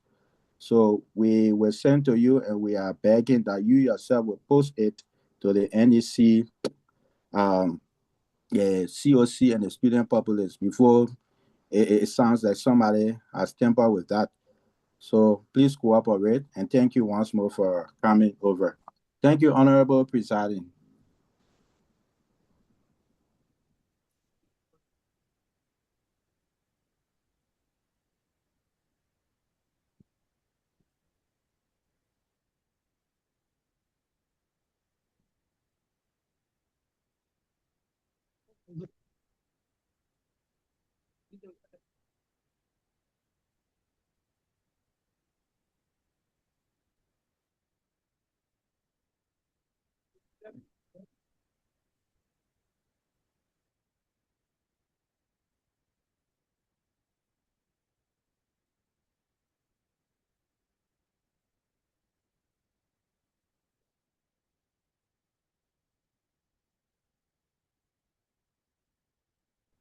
Hello, Jensen, you there?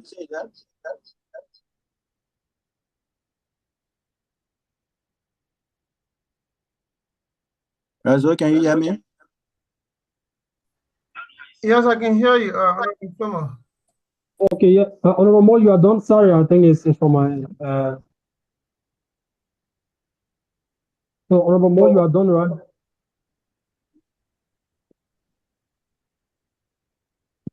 If you still have a parting statement that you have not made yet, you can just do it in probably 1 minute or 30 seconds. Here and open to the persons. If you need any additional documents, you can contact me. Okay. All right. Thank you. Thank you so much. We will turn over to the next presenter. Again, we apologize to Honorable Tarnue. We forgot that thought it was a regular meeting, but we have to go move. Honorable Tarnue, if you are there not to waste any time, we apologize first that you have to stay an hour beyond your scheduled time, and we apologize for that. If you are here, you can just go ahead, please. Honorable Moore, you can stop sharing, please. Hello, Jensen, can you get me? So you have to lower one of the devices. Can you get me now? Yeah, you can kindly call on the next adjudicator for session 2, Honorable Louis.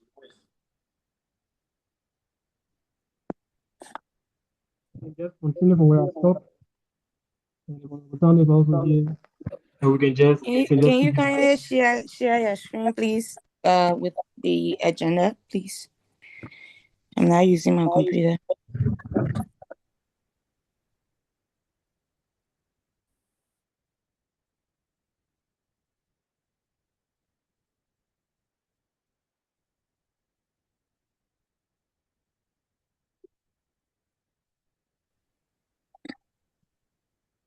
Okay, thank you so much.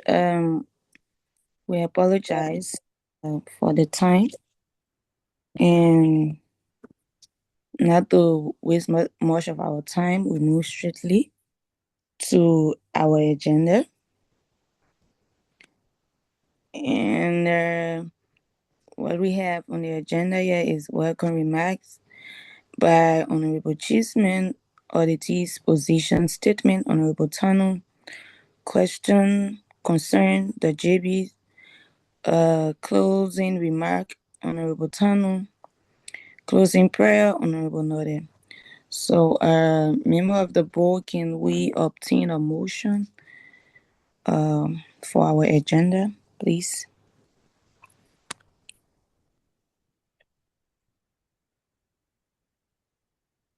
Can I be heard?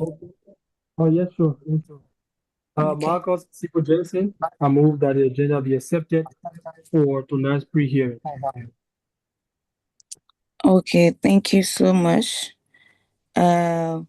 We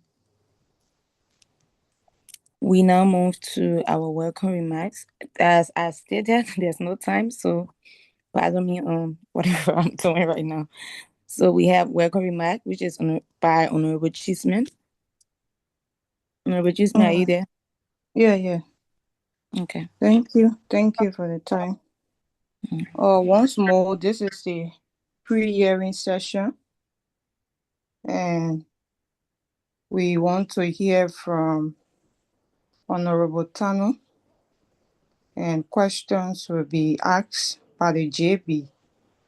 So we welcome members of the Judiciary Board and members of the NEC and the student body. We say you are welcome to this session. So we will also flow on the existing protocol from the previous session. So if you have your question, you can hand them over to the JB inboxes and let us provide our listening ears as we get into our pre-hearing session. Thank you for the opportunity. Thank you so much, Honorable. Thank you. Before we move to Honorable Tarnue, kindly listen and do not text in the text box. Do not ask questions. This is actually going to the students that are listening, and kindly know that this hearing is being recorded. Thank you so much. Now we move to the auditee position statement by Honorable Tarnue. Honorable Tarnue, you are welcome.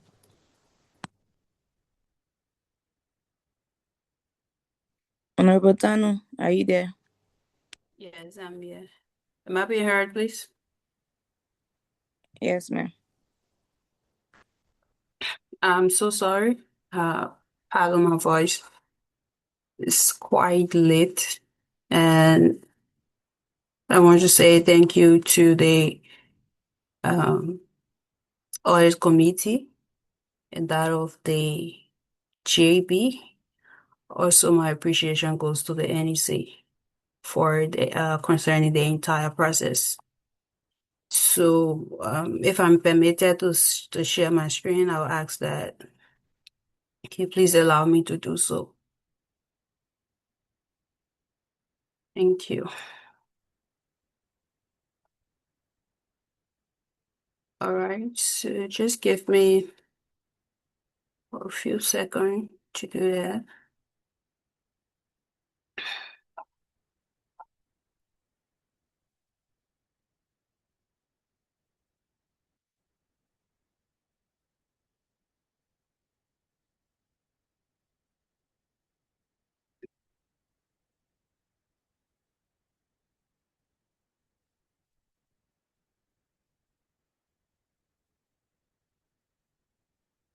All right, so hold on a bit. Okay.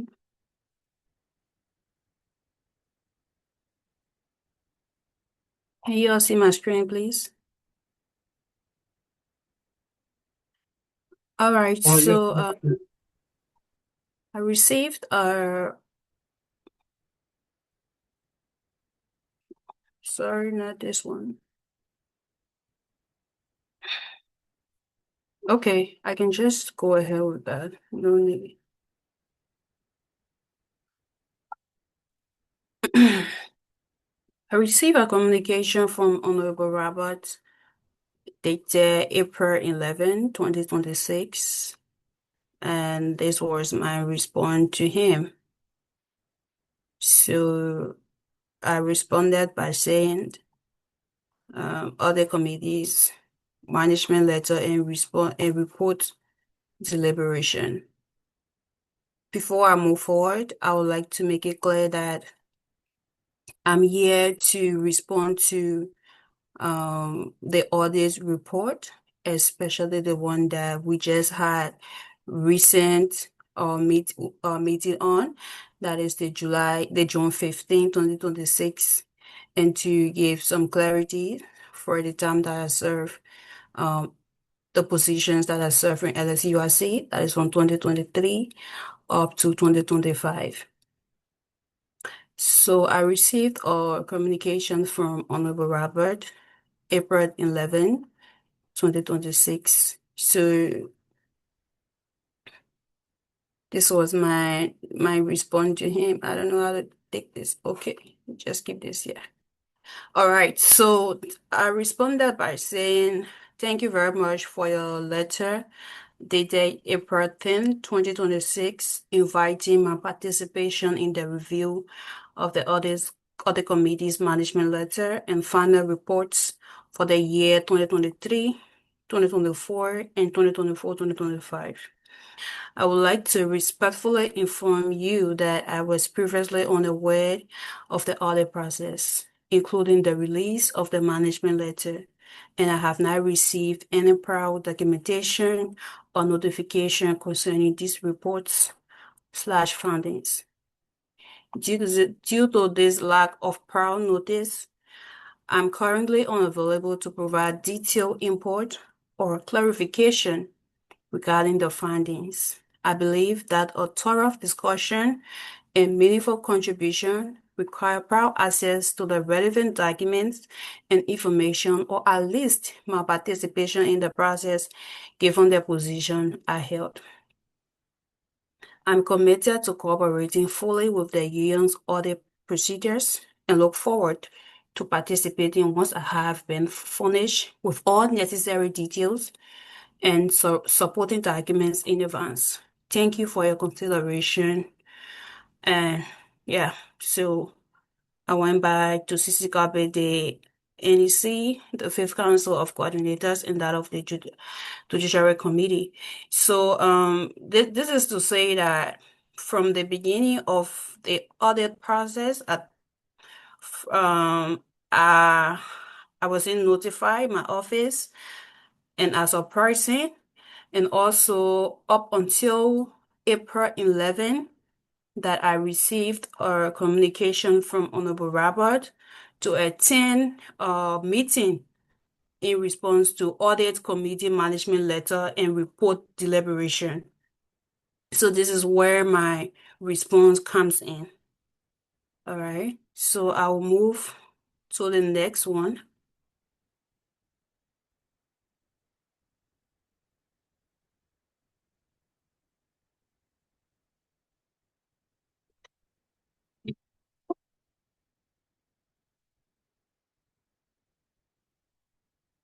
All right,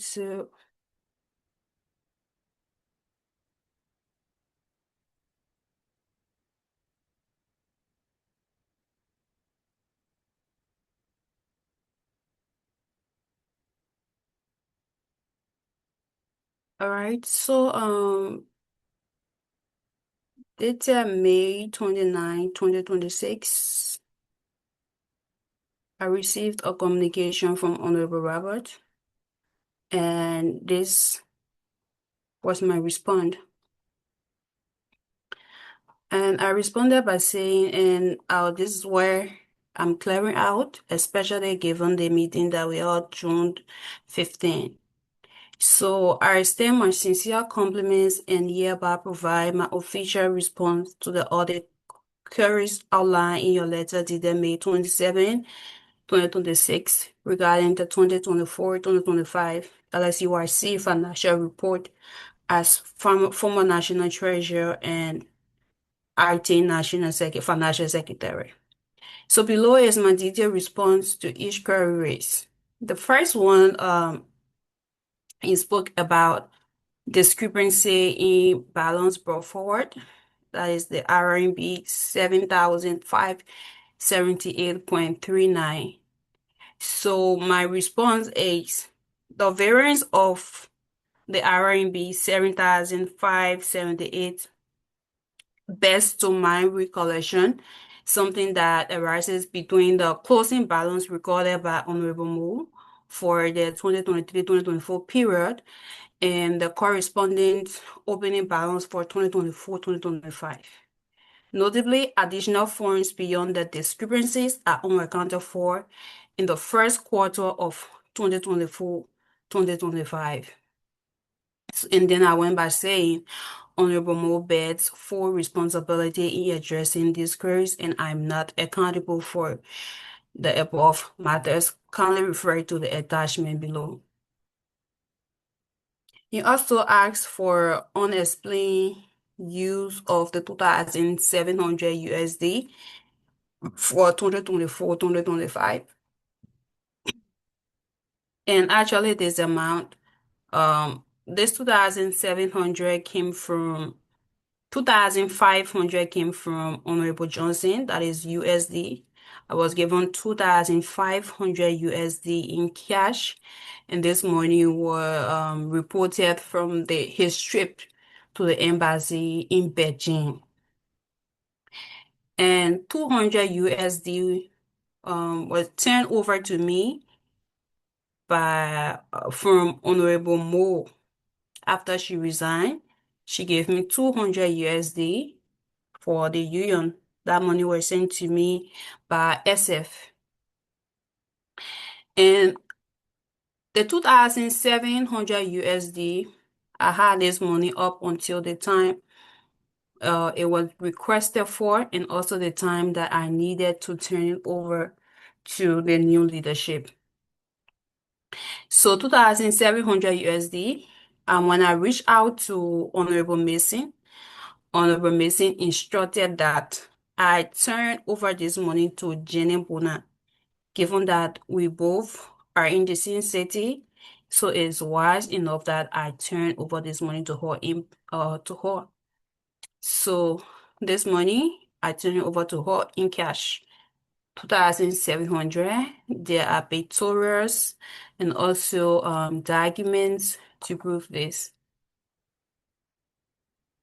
So due payment calculation differences 2024-2025. The report shows RMB 23,220. Why the daily login shows RMB 17,730. So dues from, because I took over from 2024-2025, second quarter. First quarter was covered by Honorable Mo.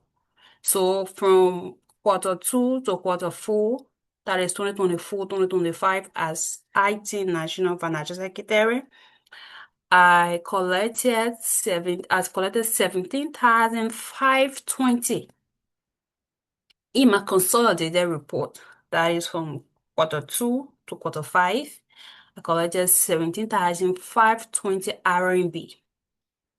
Total for dues and arrears. So in my daily login, I have 17,180.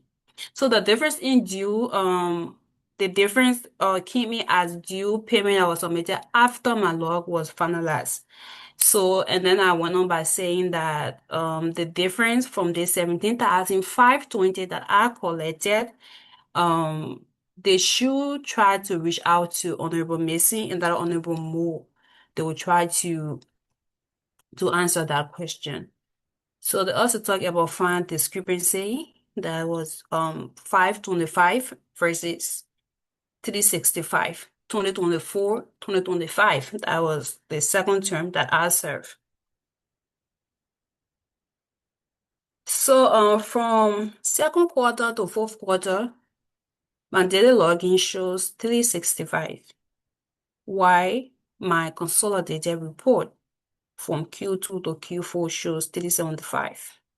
The 10 million difference comes in as a result of an oversight when recording the figure in the summary report. If you check the consolidated report, you will see that that was an oversight. So I ask that you please refer questions on higher figure to Honorable Moore and that of Honorable Mason. So for the loan repayment discrepancy 2024-2025, the report records RMB 9,290, while the daily log shows 5,965 for loan repayments. And I responded by saying loan repayment from Q2, that is quarter 2, second quarter to fourth quarter 2024-2025. The total RMB was 5,965 per my daily login while serving as acting financial secretary compared to 4,775 in the consolidated report. The difference of the RMB 1,190 consists of loan repayment received after the quarter 4 report was completed. I received 1,190 after I've already submitted this report. So I log this amount into my capacity as treasurer, not as National Financial Secretary, because at this time, Honorable Mason were already in the position of acting financial secretary. Or it was not acting, but financial secretary for that period of time because he was appointed by the president, that is Honorable Gideon. So all inquiries about higher figures should be directed to Honorable Moore and Honorable Mason. So for the conference disbursement for 2024-2025, I said that I, Kebeh, this channel disbursed the form of 2015. All right, so this 2015 were given to Honorable Laban. Yeah, at that time he was serving as the conference chair. The conference secretary at that time, the conference chair was Honorable Cooper Veronica. So in 2015, during Honorable Johnson second term, when we were approaching the conference, when preparation were going on for the conference, 2015 were given to the conference committee for reservation of the hotel and that of the fuel and transportation, if I'm not mistaken. Yeah. So I issued the funds in my role as National Treasurer to support related duties. All subsequent disbursement falls under the responsibility of Honorable Mason, to whom relevant inquiries should be directed.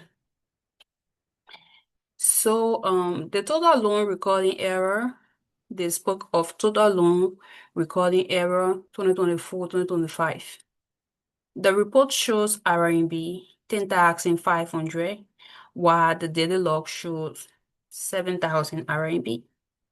Again, from second quarter to fourth quarter, I, Kebeh DS channel, disbursed a total of 7,000, which is fully documented in my daily login. So of this 7,000, 2,500 was issued to Honorable Wijla, that was during Q1. This action was taken because the former secretary failed to fully cooperate with the union's operation for reasons known to her. If parties involved with this loan at that time, Honorable Wijla loan, it was razzle dazzle, I would say. At that time, the financial secretary had already sent in her letter, her resignation letter, that she's resigning the position. At that time, she was in Liberia, and once she get back, everything that were in her position at that time, she's gonna turn it over, and as you move forward to process the loans that she's not in the position at the moment. So actually at that time, I was somehow hesitant to carry on these responsibilities because I know my full responsibility as a national treasurer.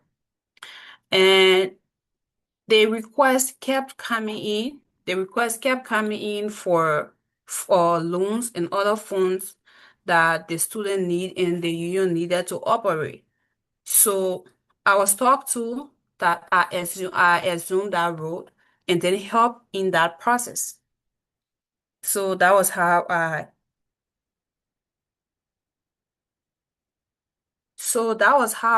went ahead and dispersed these funds to Honorable Wileja. So refund to Mr. Cephas Jacob, that was from 2024-2025. Mr. Johnson overtook official because they said that the refund given to Honorable Johnson needed clarity. So Mr. Johnson undertook an official administrative trip to Beijing to meet with the Embassy of Liberia and covering all transport or travel expenses out of his own pocket on the union's behalf.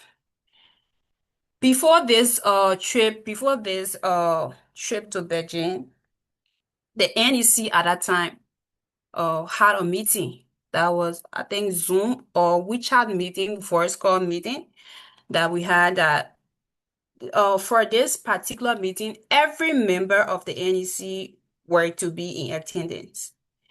Given that the union lacked finances at that time, we all came to a conclusion that everybody cannot attend this particular meeting. It is not wise enough that everybody attend this meeting. So given that the president is the spokesperson of the union and that of the NEC, it is wise that only the president attend this meeting. So the president would be the one to go to Beijing on behalf of the union and that of the NEC. Everybody agreed upon it.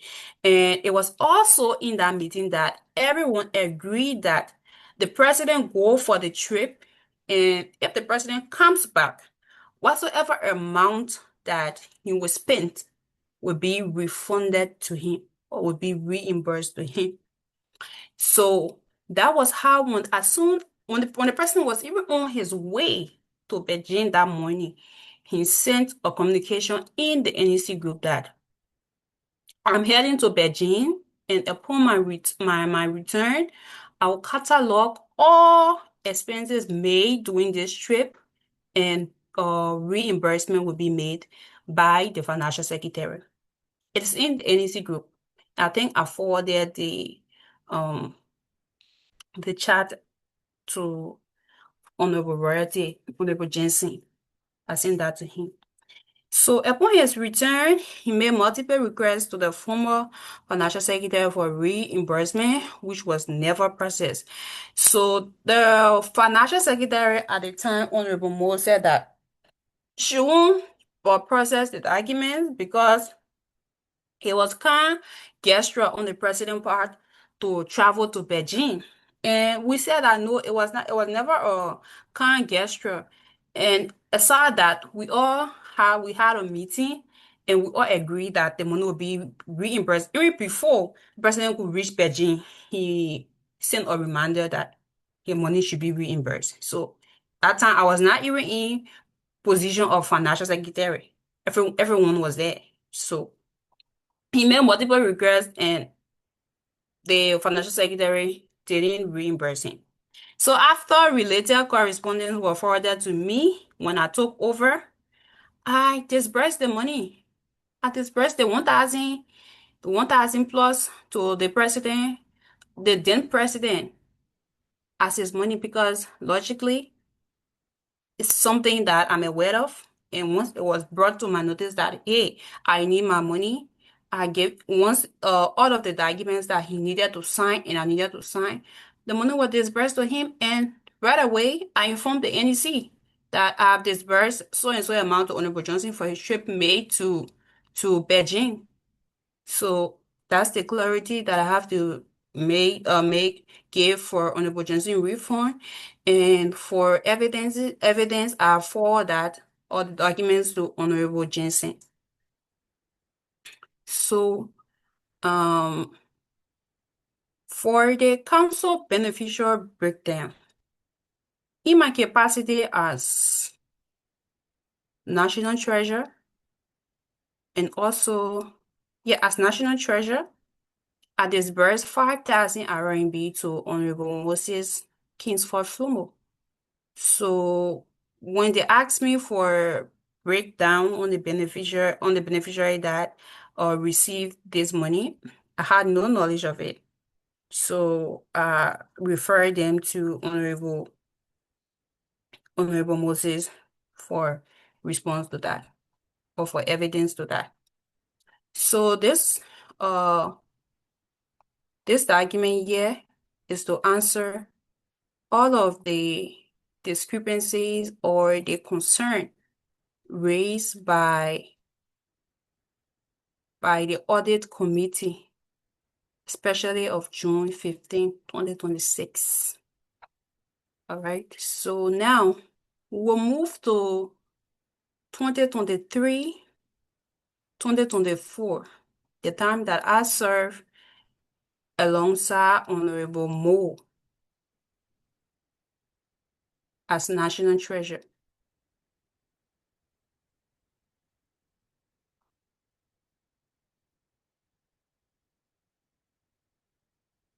Just give me some time. Let me share my screen.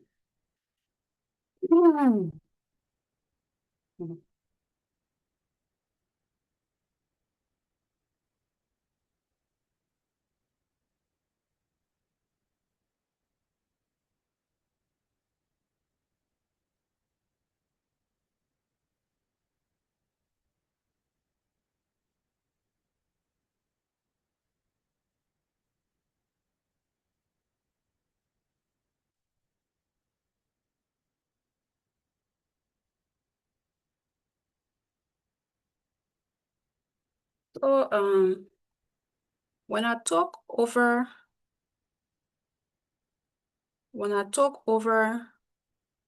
in September of the year 2023-2024 as National Treasurer of LSURC, I received 27,596 RMB from the national president. So also out of this 27,596 RMB received from the national president, I made some expenditures. I don't want to take much of your time because this document is already with member of the JB. So I made some expenditures. They are all here. So I will just run it through. So the total money that I received from LSURC or from Honorable Moore and that of Honorable Johnson for LSUIC 2023-2024.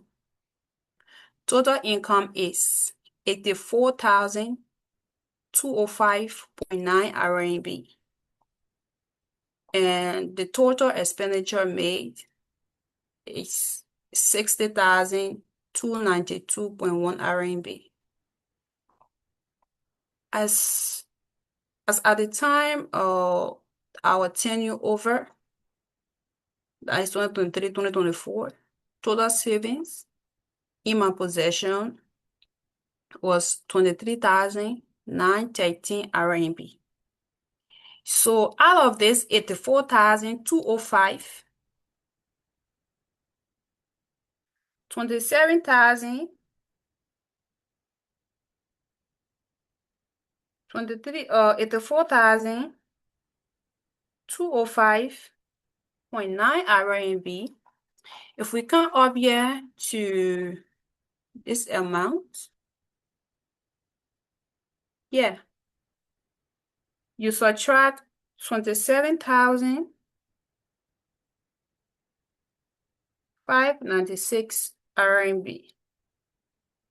We'll be left with 56,609.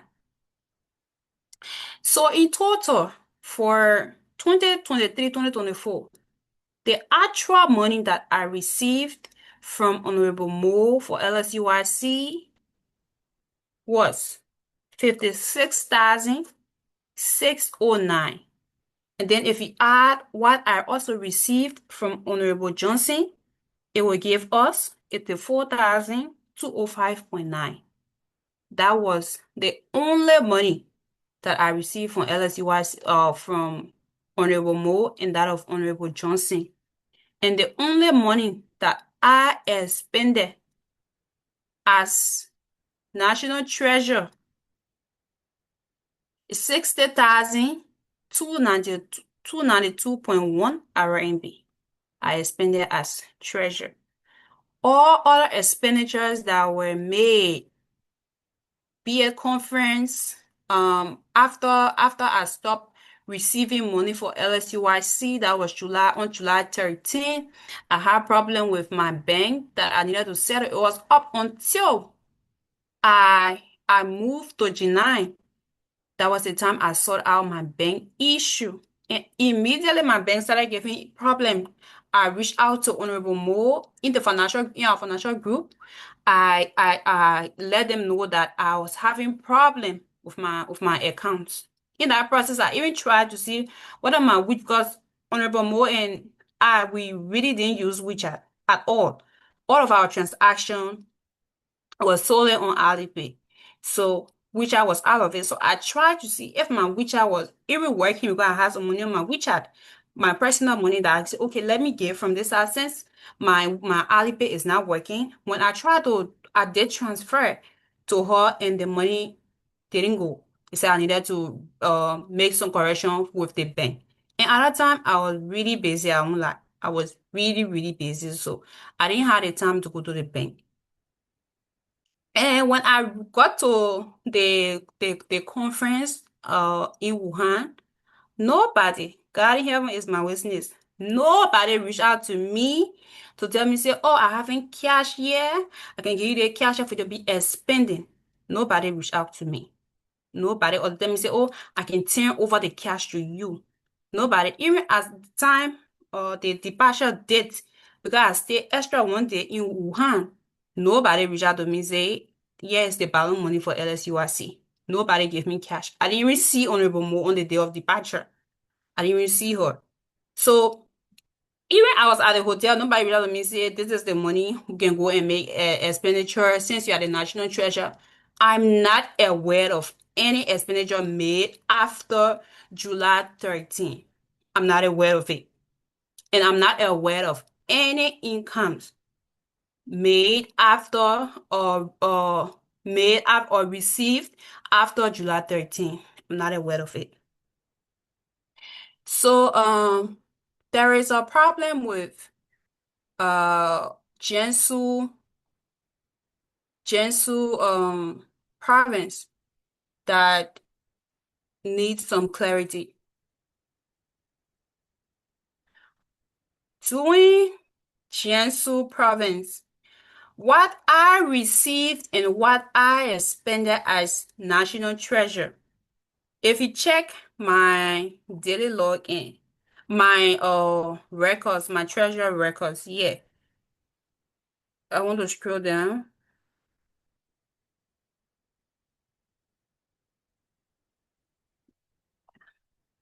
Wait up.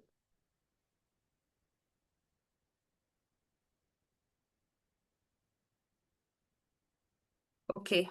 So, yeah.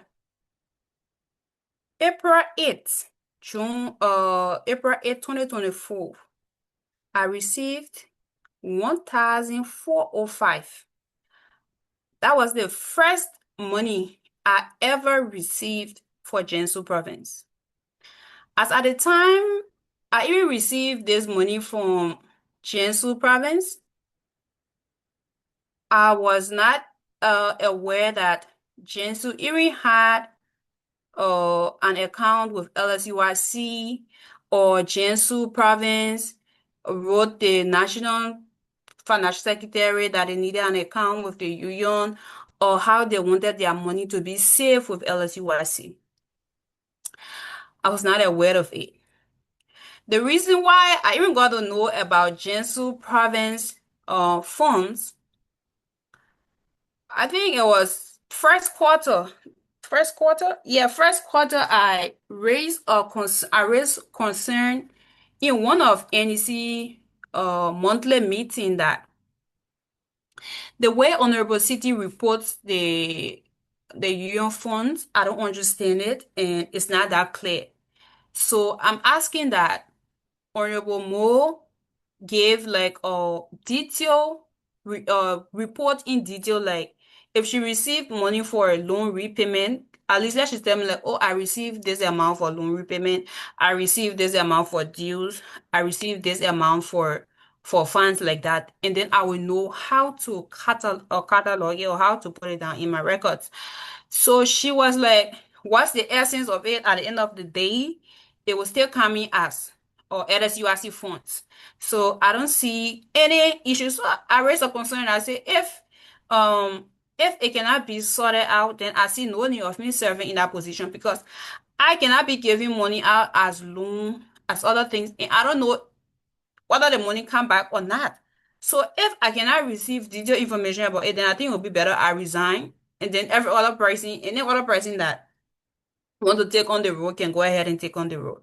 So that was how Honorable Cetee started report. Even when she started reporting like LSU, sometimes I received like 5,000 RMB, and it would just be like we can't receive money for loan due and pledge, so around like that.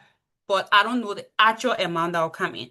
So that's why you'll see in my records here I will have like union's income cash, because that's how I received the money, union's income cash.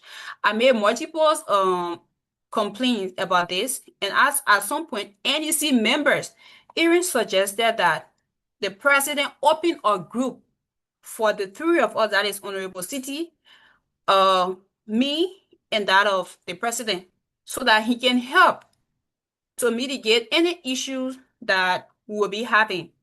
So that was how every other communication within that period was channeled to that group. That particular group, every other communication we had was in that group.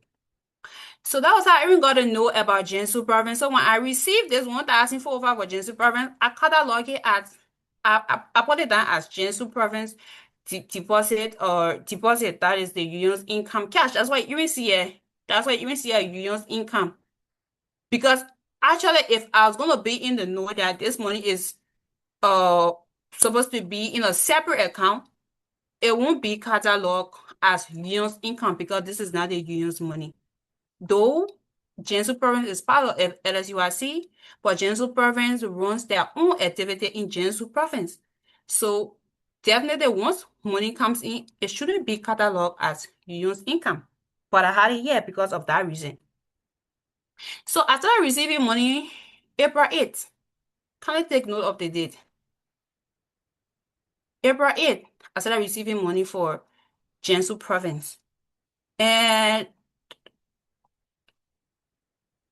April 17, I received another money, 650 for Jiangsu province.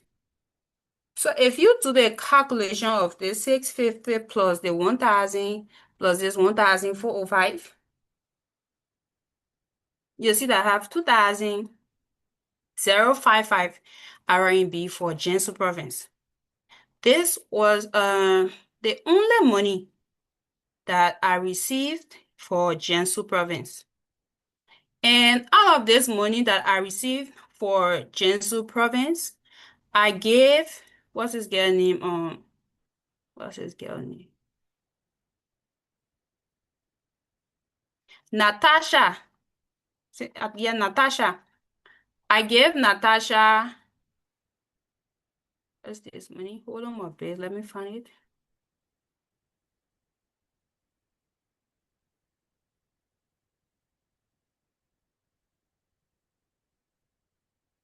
It's not, wait, this,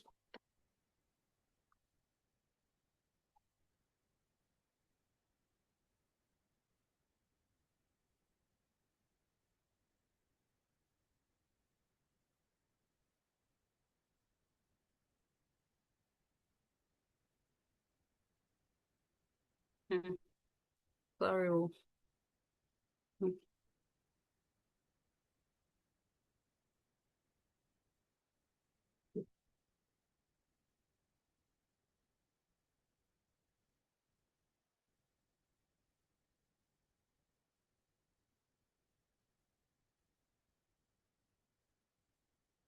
I'm not saying it yet.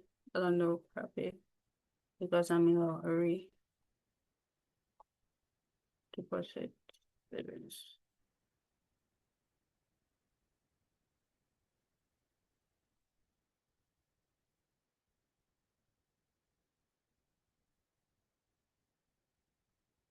All right, let's just move forward. I will find it. So out of this money, I can remember I gave 700 and some change. I think 720 to Natasha from this money. When Jensu came for that money, I gave them one time. I gave them 720. I gave 720 to Honorable Natasha. And out of this, out of the 2,055 minus 720, I had in my possession 1,335 for Jiangsu province. So after Honorable Mo left office, Jiangsu province came for their money. Honorable Alexander, he came for his money. He came for that money around November. When he came for Jiangsu money, he stated that Jiangsu had 1,935 or 903. He stated that Jiangsu had that money with the union. So I told him that no, I only received funds for Jiangsu province on 2 occasions from Honorable Mo. And out of that money, Jiangsu province came for money. I gave them 720. I'll try to check for the accurate record. I gave Honorable Natasha 720 from Jiangsu province account. So what I have left with me currently is 1,335. So it's not possible that I will give 1,900 and some change to Jiangsu province. So kindly hold on. Let me reach out to Honorable Mo for clarity. When I reached out to Honorable Mo said that the 14,000 plus that I turned over to you as union, as LSURC money, as LSURC fund, LSURC turned over for 2023-2024, Jiangsu province balance money is within that money. So I said, but when you turn over the funds to me, you didn't make any clarity or give any clarification that indeed part of this money is for Jiangsu province. And besides, you always report Gensu province money to me separately, like this money is for Gensu province. So why is it now that you'll be turning over and you don't make or you don't give any specification or about Gensu province? So we went back and forth. Actually, I said that I was not going to give Gensu province 1,900 plus because what I had for Gensu province was lesser than that. So I was not going to give that. So that went on for, if I'm not mistaken, I think 8 to 9 months. That went on. That rock and roll went on with Gensu province. So I told Honorable Mo that with all of this that Honorable Mo is saying, it is prudent enough or it is wise enough for everybody benefit of everybody's sake and that of the union at large. It will be better that Honorable Mo gives clarification about Gensu province funds, especially if I'm to give 1,900 some change, so that tomorrow, if all this comes, this document will serve as a witness to Gensu province that it was upon this document from Honorable Mo that I gave this amount to Gensu province.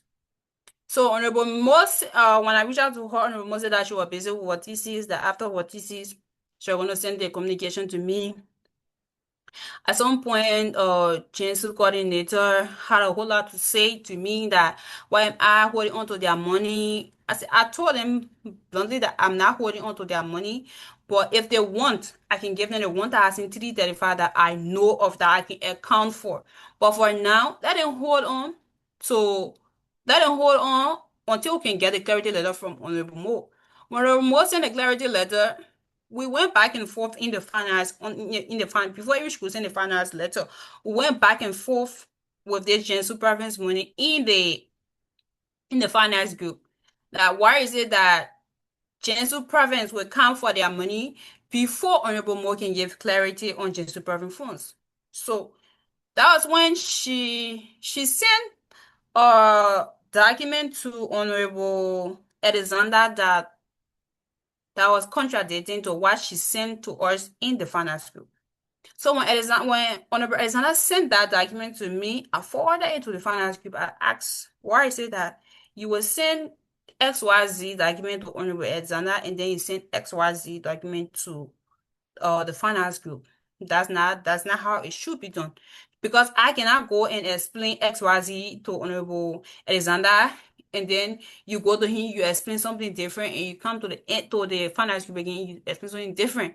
So it will be wise enough that every information that will be given out to Honorable Alexander, it should be exact. That was how Honorable Mo sent her log or daily log, screenshotting or part of it to indicate what Gensu province money came from. So I told her that, yeah, them still you are flagging this out, but this is not for me. For peace sake and for Gensu province to receive their money, we will give Gensu province money to them. But it should be noted that when audit comes, this amount will be audited. I sent that communication to Honorable Mo and even to Honorable Alexander.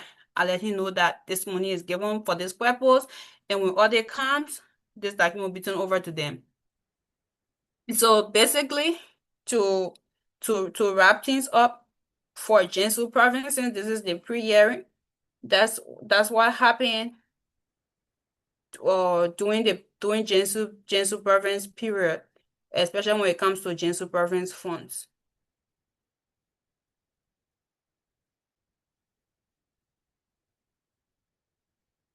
And I'll stop sharing and share this. That's this thing. Please hold on my bed, I beg you.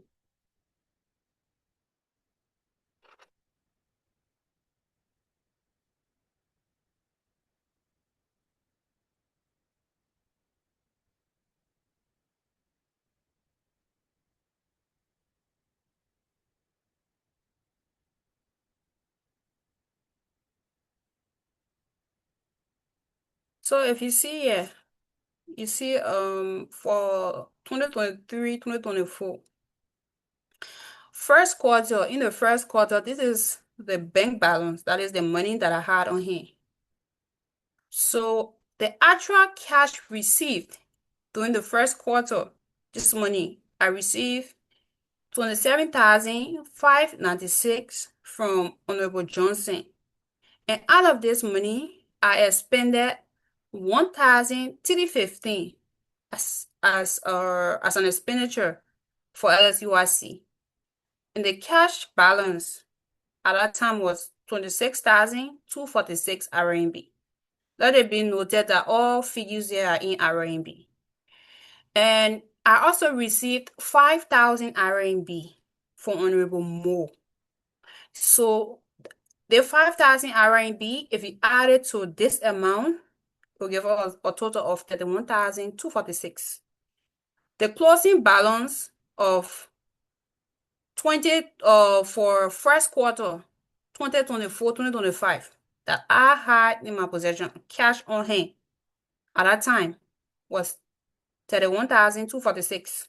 But if you check our first quarter report from the National Treasury, from the National Financial Secretary, this money is more than that.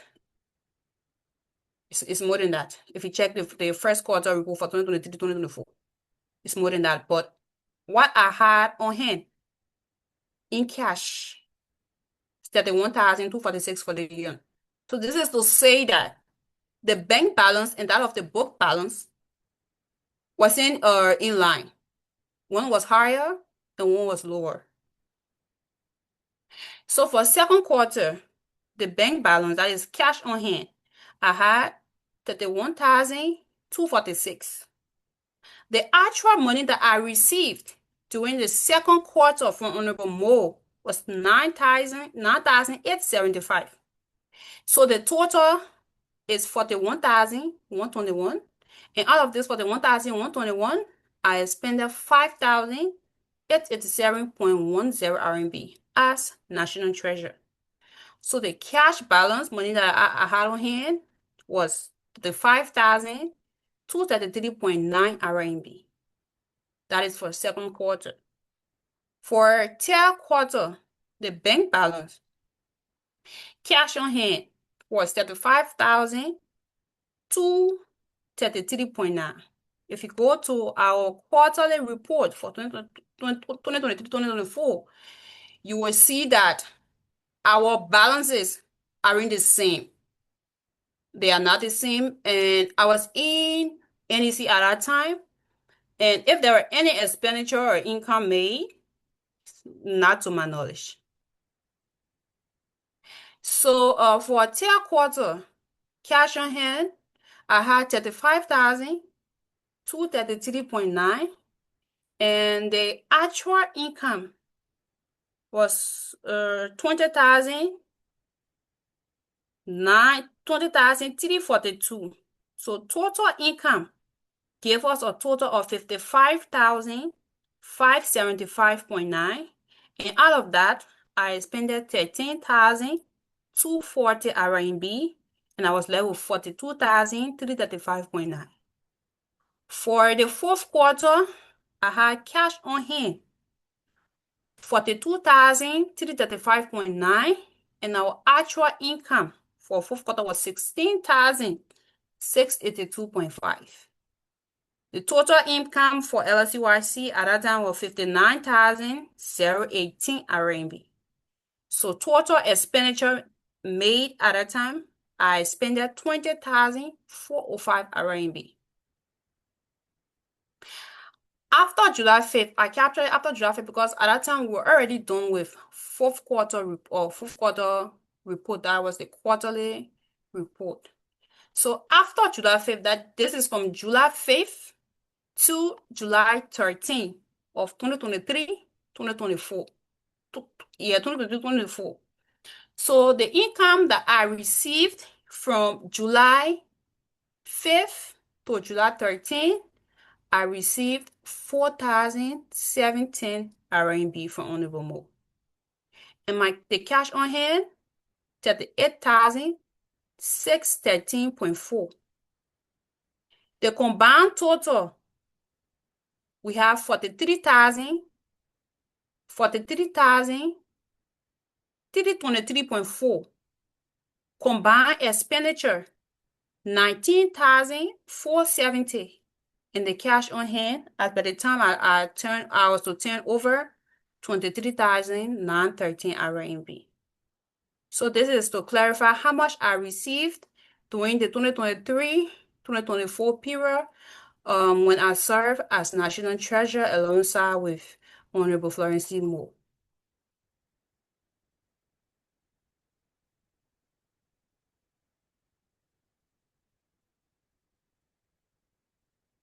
So when Honorable Moore, when I was appointed in September of 2024,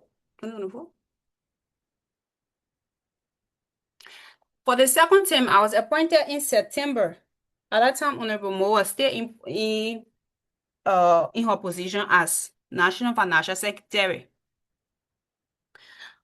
Honorable Moore turned over the sum of, hold on a bit, let me open my phone.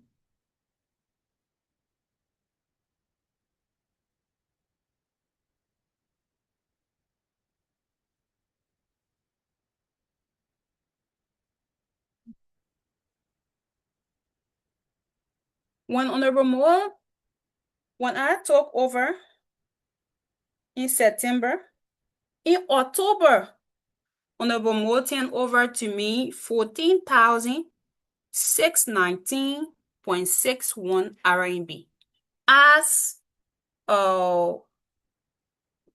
remaining balance from the office of the Financial Secretary as turnover balance for the union's fiscal year 2023-2024. And after the first quarter meeting, Honorable Moore turned over 5,279.32 RMB as amount from as incoming received from the period of July 26, 2024 to October 28, 2024. And also on July 31st, I received 70 RMB from Honorable Moore. This comes in after we had a meeting with Honorable Mason, Honorable Moore, and that of Honorable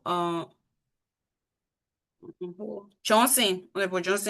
So everyone at that time, I was not even the one that even raised concern. Like the Honorable stated that I raised concern that 70 RMB were missing. It was at that time that the president, when the president raised a concern that even if you check the first quarter report from the overall, you will see that 70 RMB is missing. And at that time, everyone took out their phones, everyone did that calculation. There was no, like the Honorable said, there was no haul and pull. She turned over the 70 RMB, but let it be noted that I was not the one, Mama. I was not the one that flagged that out. I was never the one. The recordings are there. So I was never the one. And that is to clear that. That is to clear that. So when Honorable Mason took over at that time, during the conference, I was only disbursing money as National Treasurer, not as Financial Secretary, and I was not receiving any money again. As by the time Honorable Mason took over as due, whatever income for LSURC, I was not receiving for, I was only disbursing now as National Treasurer. So within that period of time, any money that comes in for LSURC, I don't know about it. Only the one that Honorable Mason reported to me as National Treasurer. So this is what I have to say, and I will stop here for time's sake.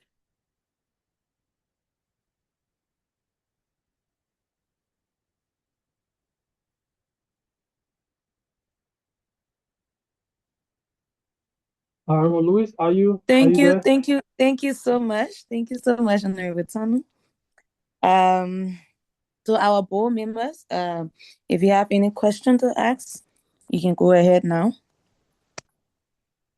To our board members.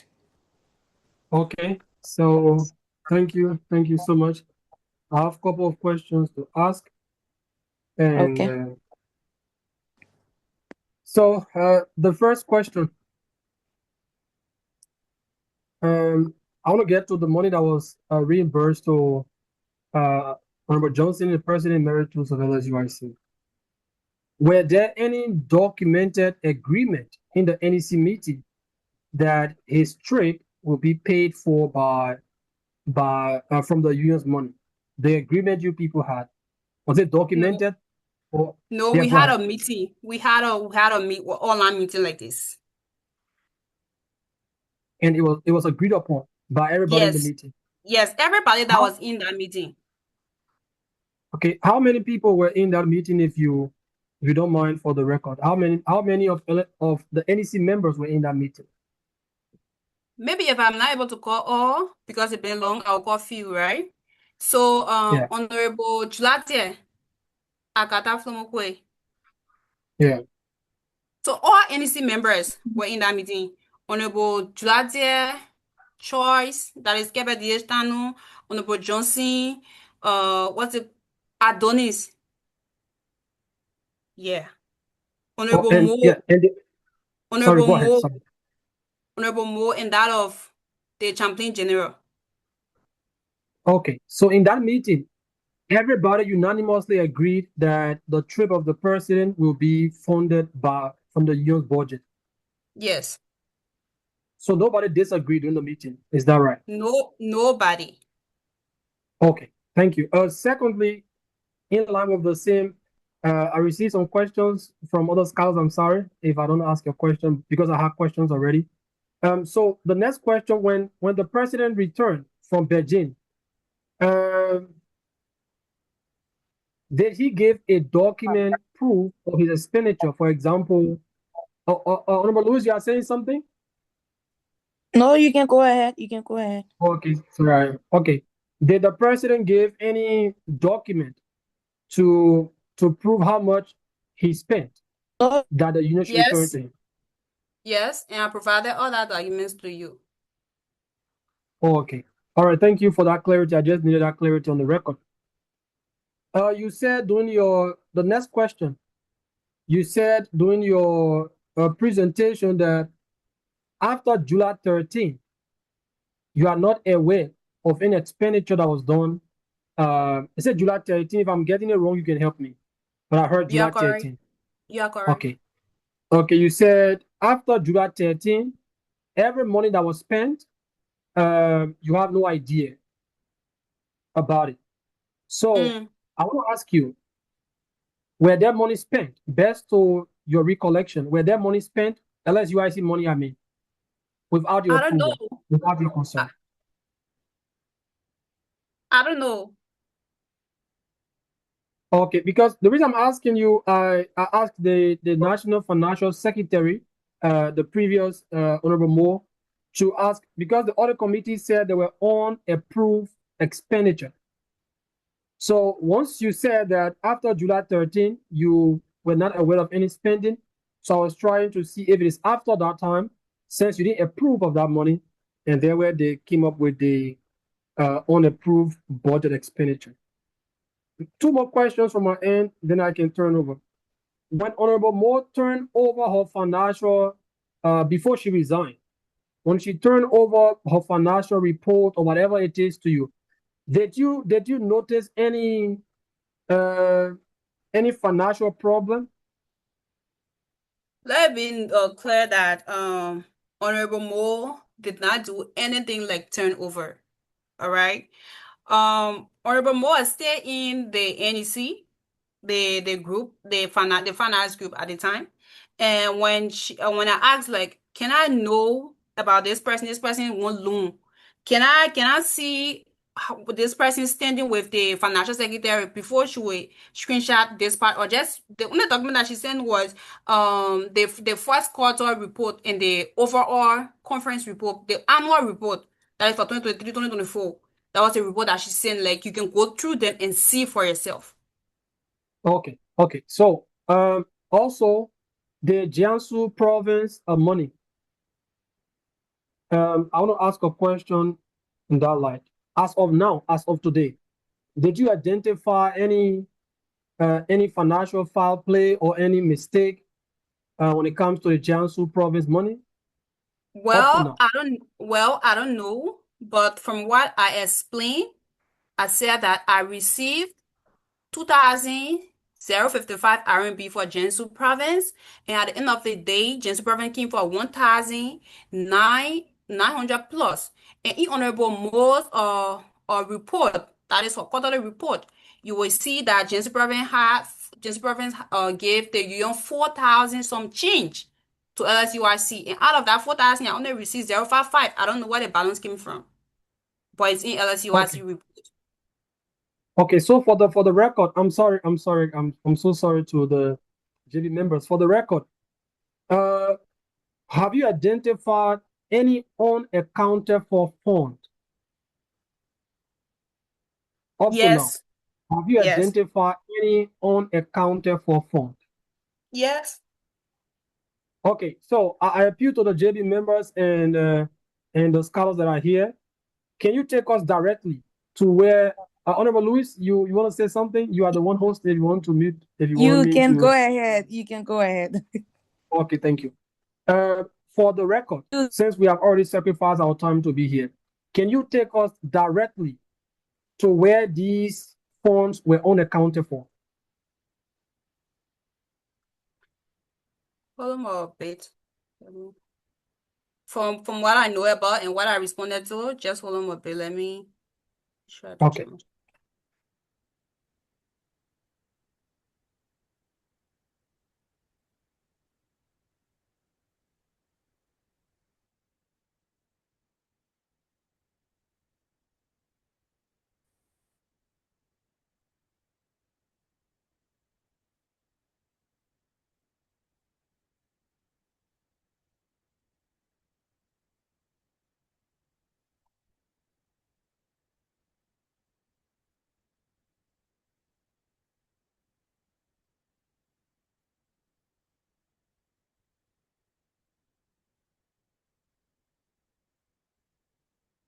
You want to share your computer screen, or you just want to give the answer from your phone?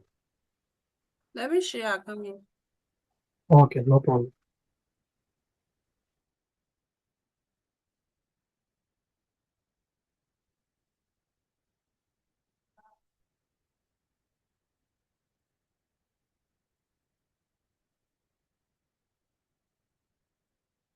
Hold on more. Come in. What is on?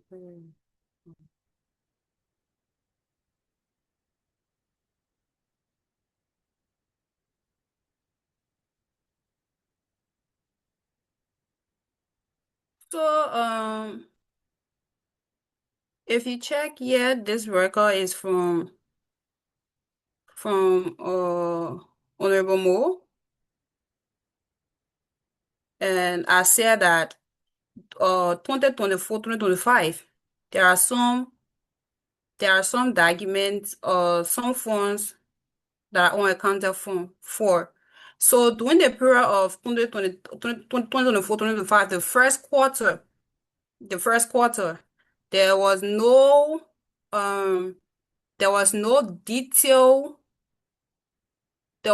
detail or records stating as to how much came in for LSURC for the period at that time. So there was no money, there was no records to show that. And if you check from from July 13, you can see July 13, I stopped receiving money for LSURC. And all of those money, I don't know about it. All of those money I came in for LSURC, I don't know about it. So that's why I said unaccounted funds. Okay, so just to be clear, when you answer yes to my question that there were some unaccounted for funds, you mean funds you have no idea about, or funds you know that LSURC received and somebody cannot account for it? Come again, sorry. So when I asked you, I said, best of your recollection, can you say they were unaccounted for funds?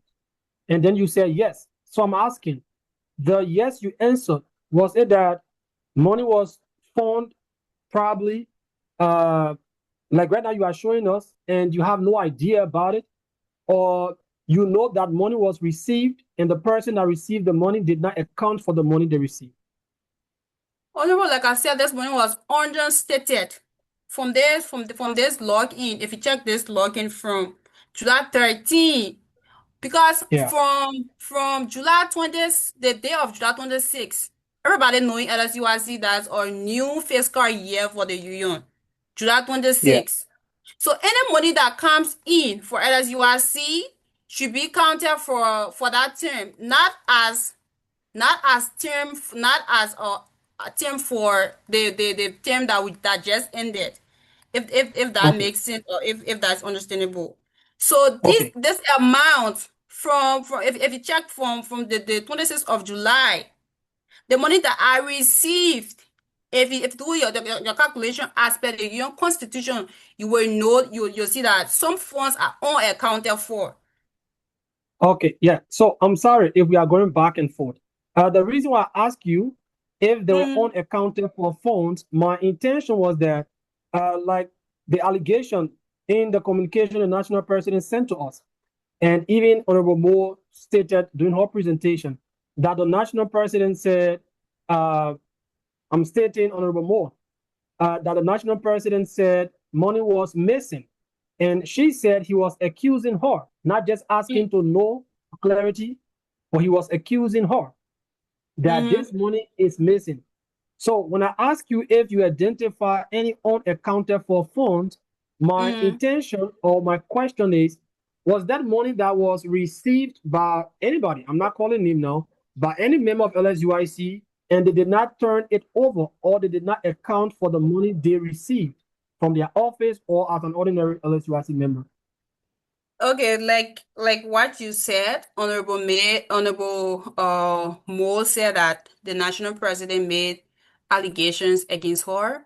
So to better answer that, Honorable Moore can take Honorable Johnson can take full responsibility of that. He can answer all of that questions.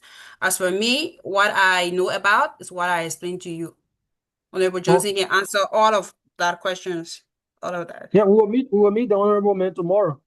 So Okay. for clarity, you answered me for the record, so I just make the clarity, and that's all from my end. When you answer me, yes, they were unaccounted for funds. What you show to us here is that there were money that was received, but you have no knowledge about how they were received and how they came and all of those kind of stuff, because you stopped making expenditure after July 13th. So the interpretation was that that was not money that somebody received they can account for, is money you have no idea about. Okay, thank you. Probably the other adjudicators can ask their question. Thank you.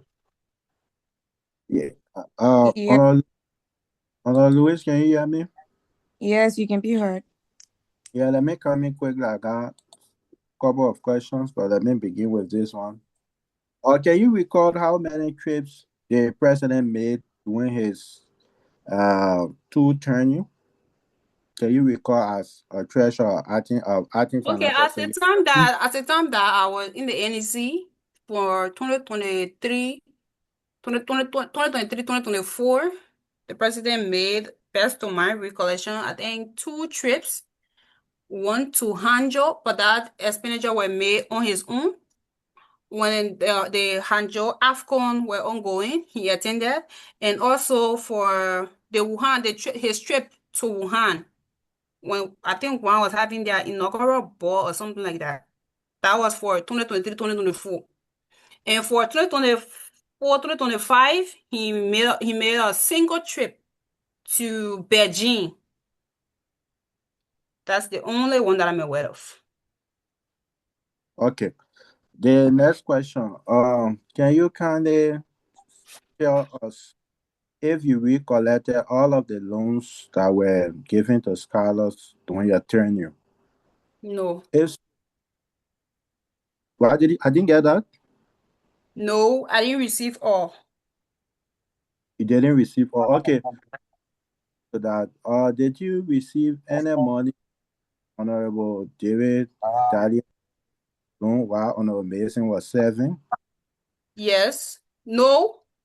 Not you sorry to say, but Honorable Dylan sent his what's the name?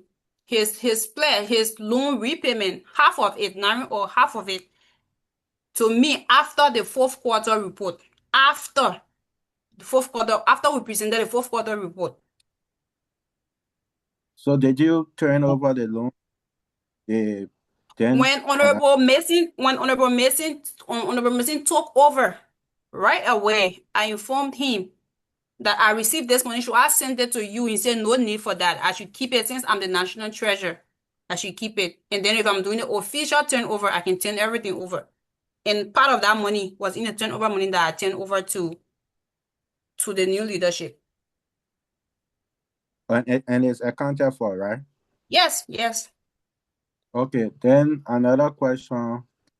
The 2023-2024 turnover. Can you tell us how much was given to you, and do you have a very concrete financial record on that during your first tenure as a treasurer when you were appointed by the president? Yes, I just display it here. I display here. Can you kind of do that again if you are Okay. I want. Sure, no problem. Just hold on a bit.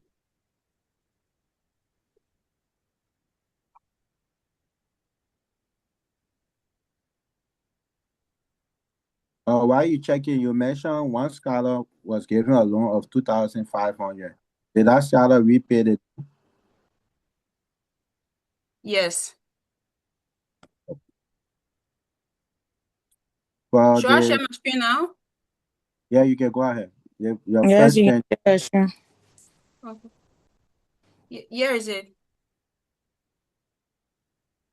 Yeah.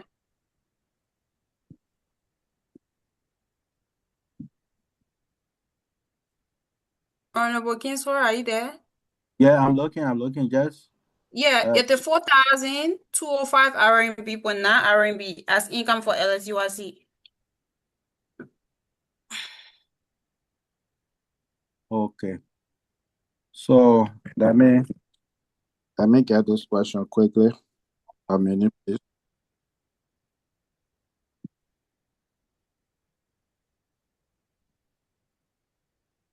We'll reconcile this with the record I have. Yes, so Let me. it's the 4,205.9. I explained that I received this money in two parts. All right. So out of this is the 4,000. Out of this is the 4,205.9 RMB. If you check here,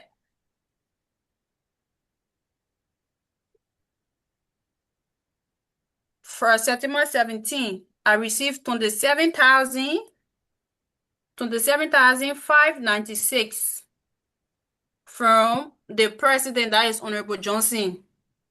And I received 56,609.9 from Honorable Mo for 2023-2024. Okay. So we'll reconcile that with what we have. This question again. You said you didn't receive any financial statement from Honorable Mo. Am I right? No. So No. what did you Financial do statement as what? Can you please be clear? Financial statement? Did you receive any from when you were acting as financial secretary? I received annual report. I received the first quarter report. Did you observe any discrepancy in the financial figures? The one that I discovered was what I stated just now. So in your report to the student body, because we have quarterly report to the student body, did you present these findings to the presenting during the quarterly meeting about the financial discrepancy? No, I didn't. but I notify the president of that. Did you notify the council of the Judiciary Board? No. Okay. So I'll rest here for now, and I will contemplate on other questions. Before you can go ahead, other board members. Okay, thank you so much. Before we move to our board members, I have like a few questions. And as you rightly said, you said that your personal account was being used for all LSCYC transaction. And my question here is, how did you separate your personal finances from the union transaction? And your personal account was being used. So how did you do that? So when I receive money for LSUIC, especially the time that I serve as a national acting financial secretary when I was helping in that position, the only money that I received for LSUIC were student dues and what's the name? IEC fees and funds. So it was in advertisement for LSUIC. And when students pay dues, before they even pay dues, most of them, they come to my DM to tell me that, oh, I'm sending this XYZ money for my due. So as soon as they send me that money, I jot it down. So that's how I was able to separate LSUIC money from my personal money. And for 2023, 2024, everything was sent to me through a single chat script on Alipay. So it is clear there. The records are clear there that this money is for LSUIC. So that was how I was able to separate LSUIC money from my personal money. Okay, thank you. But when it comes to accountability, so I want to know the measure in which you put in place, because I can have an account serving as a finance person and money are coming to my account, and I have my own personal money. Whatever I give to the public is from my own thought or whatever I want to give.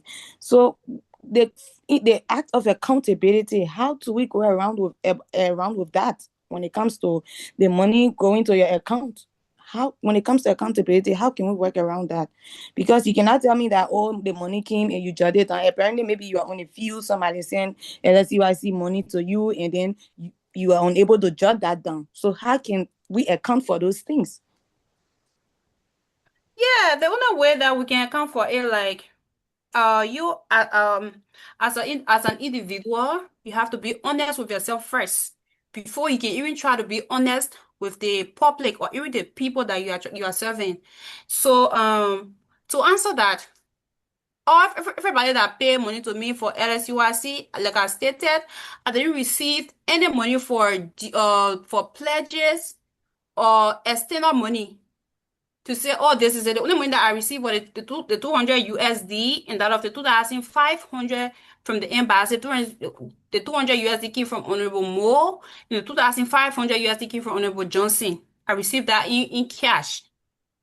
All right. So for the dues, like I stated, the students are there. The students are there for accountability. And if it will even cost me to go the extra mile to share my, if that is it, but the students, the what's the name? The quarterly reports are there. If for any reason a student pay due or pay XYZ money that isn't recorded, it can be flagged out, and I can be answerable to that. Okay, thank you so much. My next question, you said the money from Jinsu province, it was given without any note stating or referencing the purpose from Honorable Moore. So I want to know how you came about with the 2,555 when the money was given a sum and stating that, oh, this is for offering, this is for this entire money is for offering and or Jesus profit money and this. So how did you separate them? Like, how did you come up with the No. 2,555? Okay, I explained that clearly. I Okay. said I received money 2 times for Jiangsu Mm, province. It didn't even okay. come with any other funds. It was stated clearly by Honorable Mo that this money is for Jiangsu province. This Mm, XYZ money is for Jiangsu province. This XYZ money is for Jiangsu province. That was how I received the Jiangsu province funds. That was why when even Jiangsu province told me that they had more than that, I said no. I only received XYZ amount, not this amount. Okay, but from your previous statement, you said that money was sent to you from Honorable Mo without any tax, stating the purpose of that money, but she rightly said that it was actually for Jinsu province. So I want No, to know how. no, that was not what I said. Okay. For the turnover balance that Honorable Mo sent to me, Honorable Mo stated that part of that money was for Jiangsu province. Yes, And that's what I heard. yes, that was Honorable Mo's statement, not my statement. And Okay. now I am saying that when Honorable Mo sent that money, there was no clarity or specification that part of this money is for Jiangsu province, Mm, especially if she had already did in the past to notify me that this amount is for Jiangsu. Why now would this turnover be different? okay. So in your record, can you tell us how did you do the check and balance, like separating Jinsu province money from whatever money that she added to it? I don't know how she added money to it, but like I said in my report, if you see my report, it's stated there clearly. Let me share my screen and show you. Okay, let me share my screen.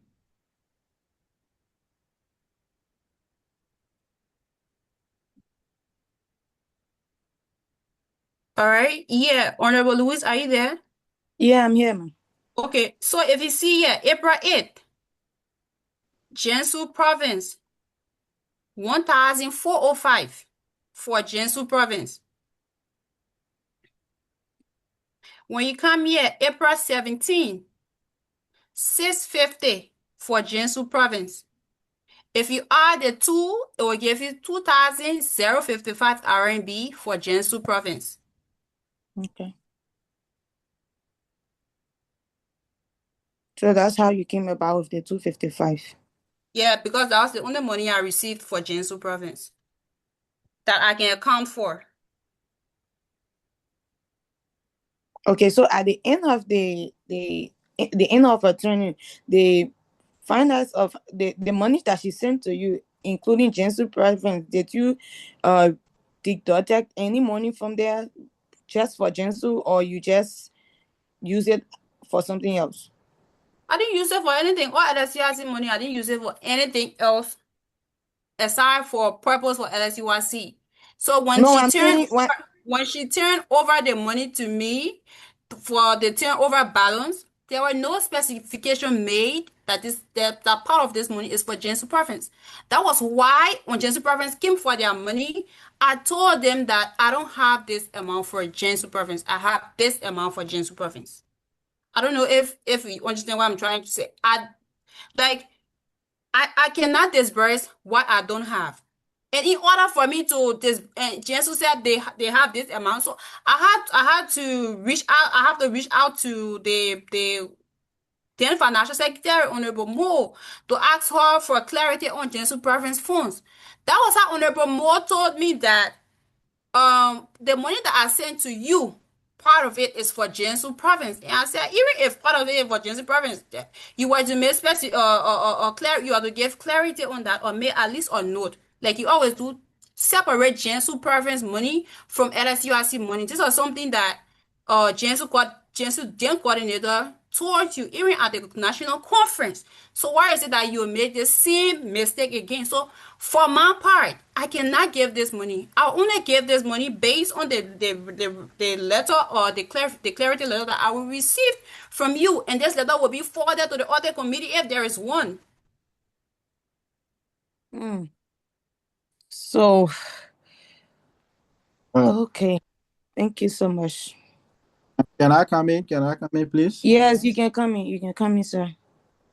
Tarnue, I'm taking you to Article 14, Section 5, number C. It says that the secretary, the capacity in which you act, shall provide periodic financial updates to the National Executive Committee, preferred on a quarterly basis or as may be required. So based on this article, I'm asking a straight question. In your capacity as capacities, secretary and treasurer, the financial description you observe, was it up to 20 or 30,000? I don't know about that. I read the article again. This is the financial provide periodic financial updates to the NEC, which the president is a member of. Then I ask the question, in your financial report, according to you saw discrepancies. So I know you have some financial knowledge. This discrepancy, was it up to 20 or 30,000 RMB? I explained. I think this is like the same question that Honorable Jensen asked. And I said that I don't know about the figure that you are calling now. I don't know about it. And that can be best answered by other members. Or anybody that stated that can be best answered by them. But Okay, the the code will, discrepancy that I observed, I just okay, explained to Honorable Jensen, and I even talking back to the records that I was talking about. And when I observed the discrepancy, I reached out to the president and to NEC members. At some point, the president informed everyone that they should attend meeting, and some people said they weren't attending. so the discrepancy you observe, can you tell, this is not secret society. We want straightforward answer from you. Can you tell this code, in what tone was the discrepancy you observed was? Honorable, this is a pre-hearing, and if we come for the actual hearing or other documents or all other questions will be answered at that time. You don't dictate to the code as or not. If you don't have an answer to it, it's strictly that you don't have. One more time. You are a financial, that's why you serve in these multiple positions. Based on your expertise as a financier, the discrepancy you observe, did it reach in the 20 or 30,000? I said I don't know about that. I won't speak to what I don't know, Honorable. What you don't know is you don't know that I it's don't know up to about 22,000 to 38,000. Okay, so the figure is estimated, right? Is what? I was not the one that flagged that. So how is it that I should answer that? I'm not asking if you flag it or not. I'm asking based on your expertise and the capacity in which you serve. You were financial secretary. So if there is a discrepancy with this, I would say, okay, I was a financial secretary, I observed this. So did you observe 20 or 30,000 missing funds? Yes or no? Like I said, the discrepancy that I noticed, I reported it. Did you observe 20 or 30,000 financial discrepancy? Yes or no? Plain.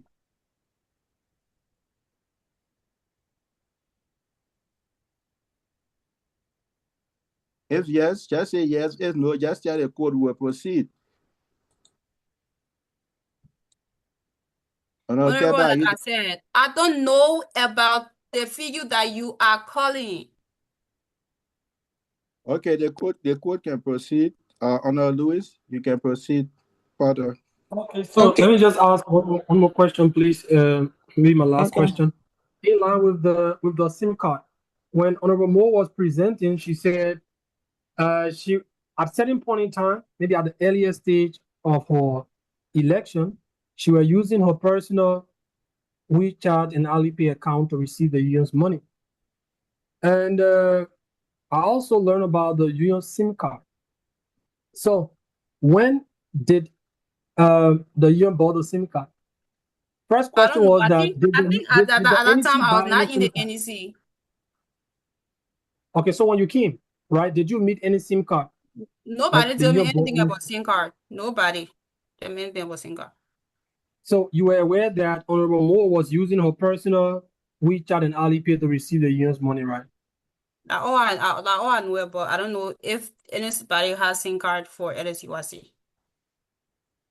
Okay, so the the thing about the union SIM card, the union's account is not to your knowledge. Okay, so I think it's fair enough. I think it's fair enough. All right, that's all from my end. Honorable Ginsburg. Honorable Ginsburg, are you there? Yeah, I'm here. I'm here. Yeah, there's a question. Can you? My WeChat. Yeah. Okay. Honorable Kebeh, I come again. Honorable Kebeh Tarnue, are you there? I'm Okay. listening. When did you discover that those funds that were understated or unaccounted for, when did you discover them? Was it before or after your time in office? What? Come again? The funds you said they were understated or unaccounted for. When did you discover them? During the time you served or after you left of the office? When I was serving, it was discovered. Why serving? Okay, so I think I asked this other question before. You said you didn't report it. Okay, so done with this. All right. Thank you so much. JB members, any other question?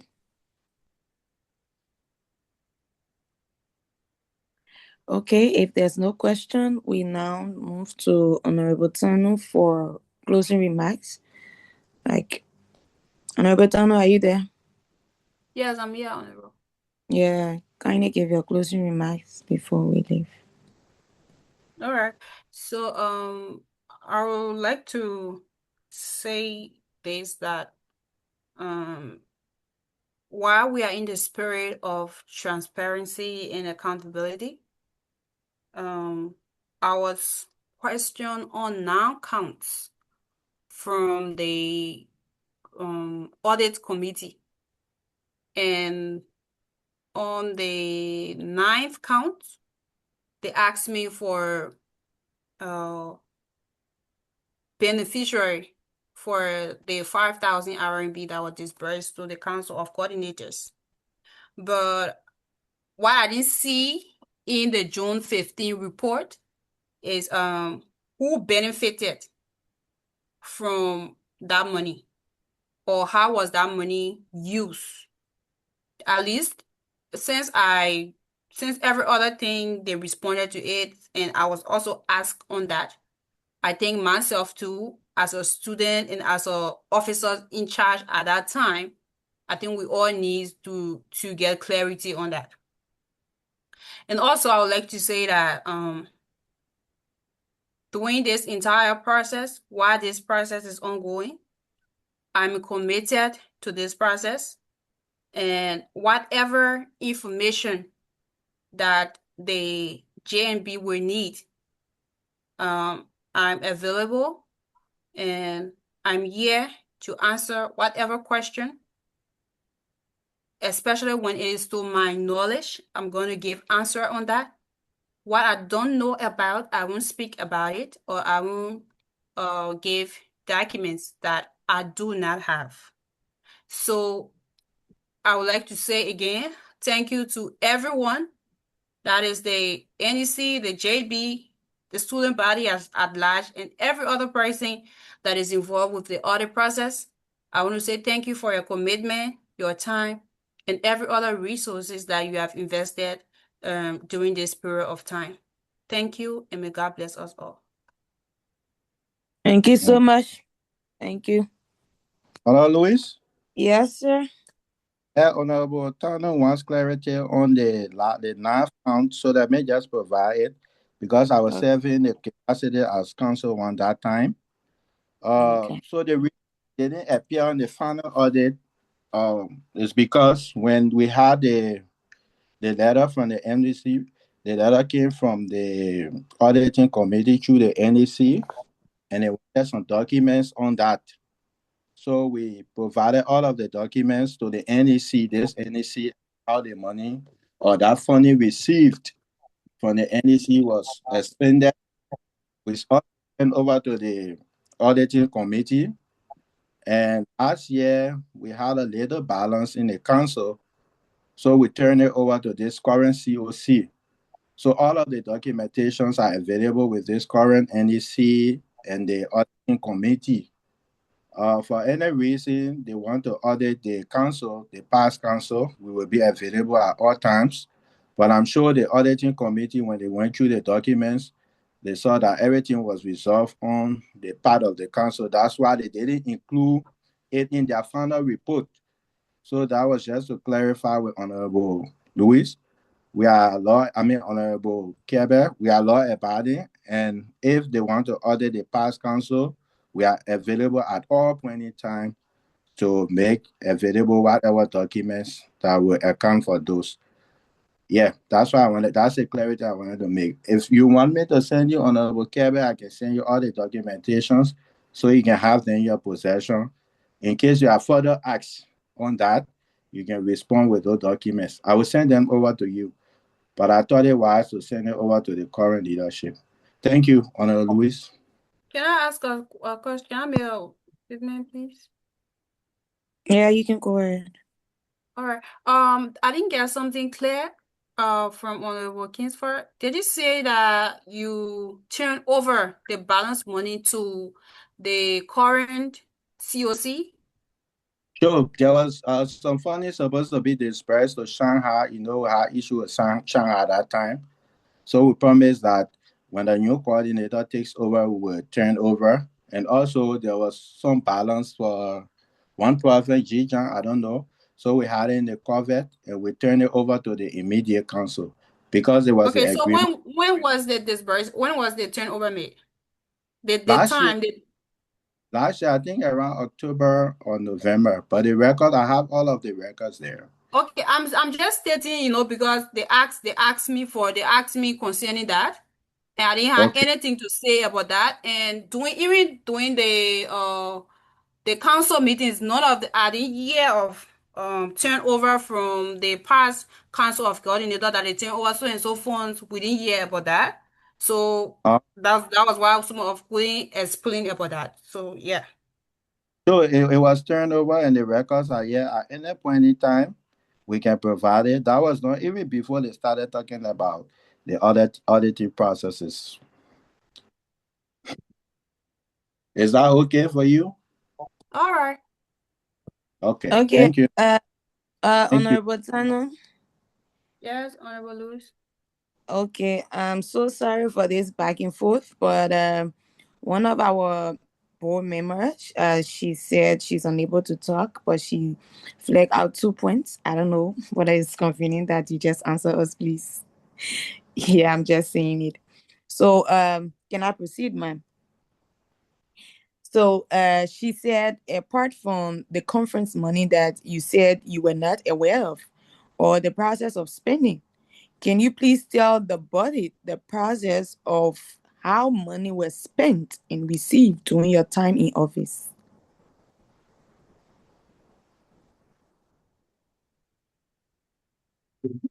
I just explained that, right? I received money from the National Financial Secretary, and I also received money from the National President at that time. And expenditure were made as directly from my office. That is, I received communication from Honorable Florence Mo that disbursed so and so amount.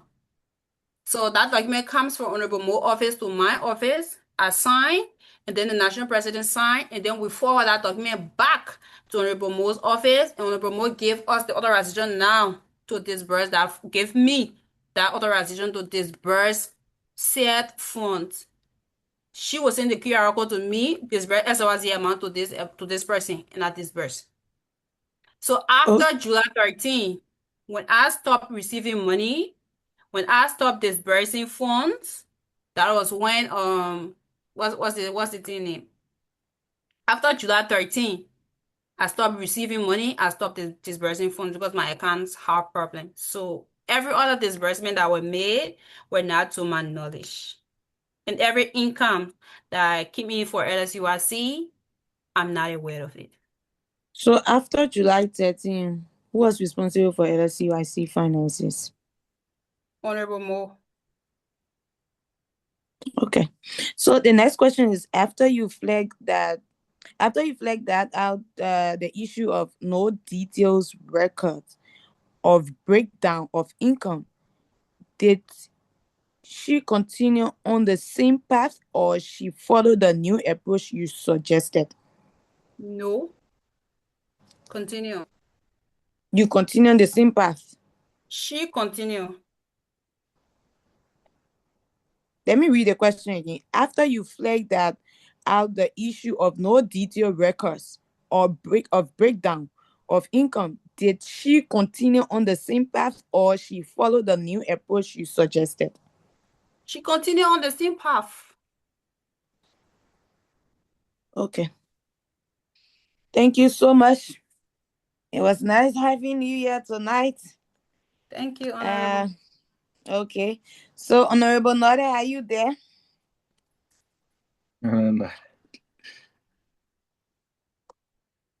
Honorable Node?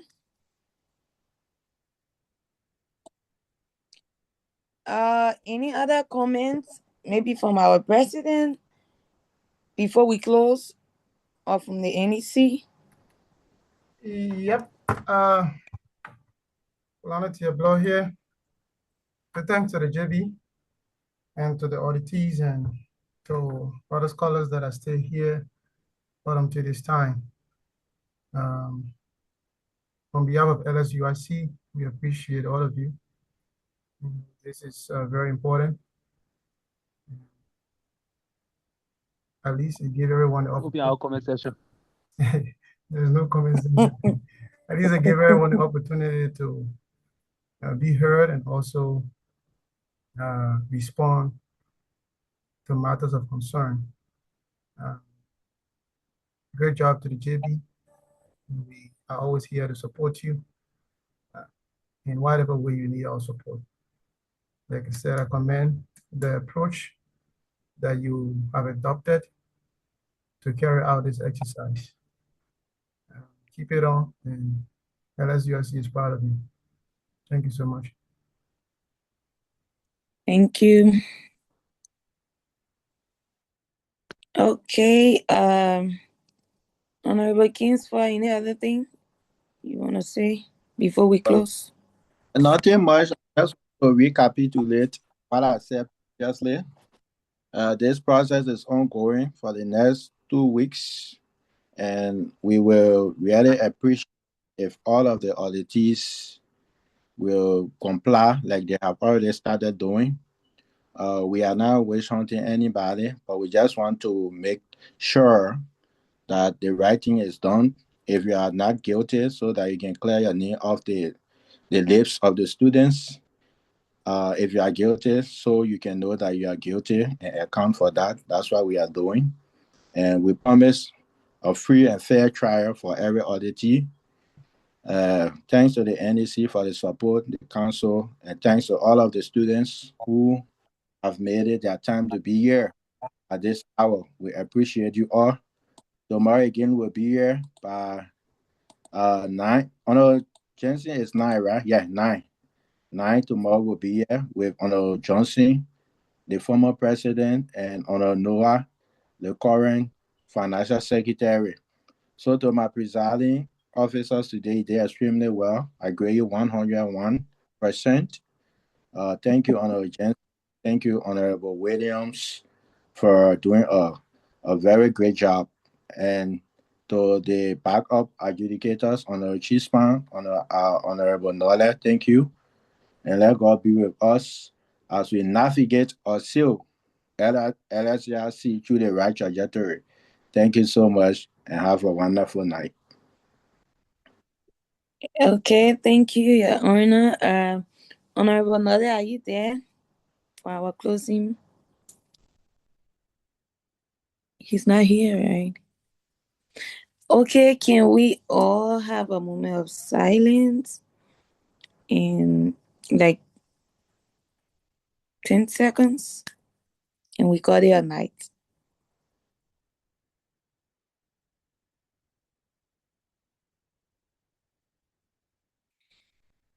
Okay. Thank you so much. It was nice being here. Thanks to all the students that were listening. We appreciate you. We say thank you. You can come back tomorrow for more hearing. And we appreciate your questions. Thank you so much again. Have a good night. Bye-bye. Okay, good night.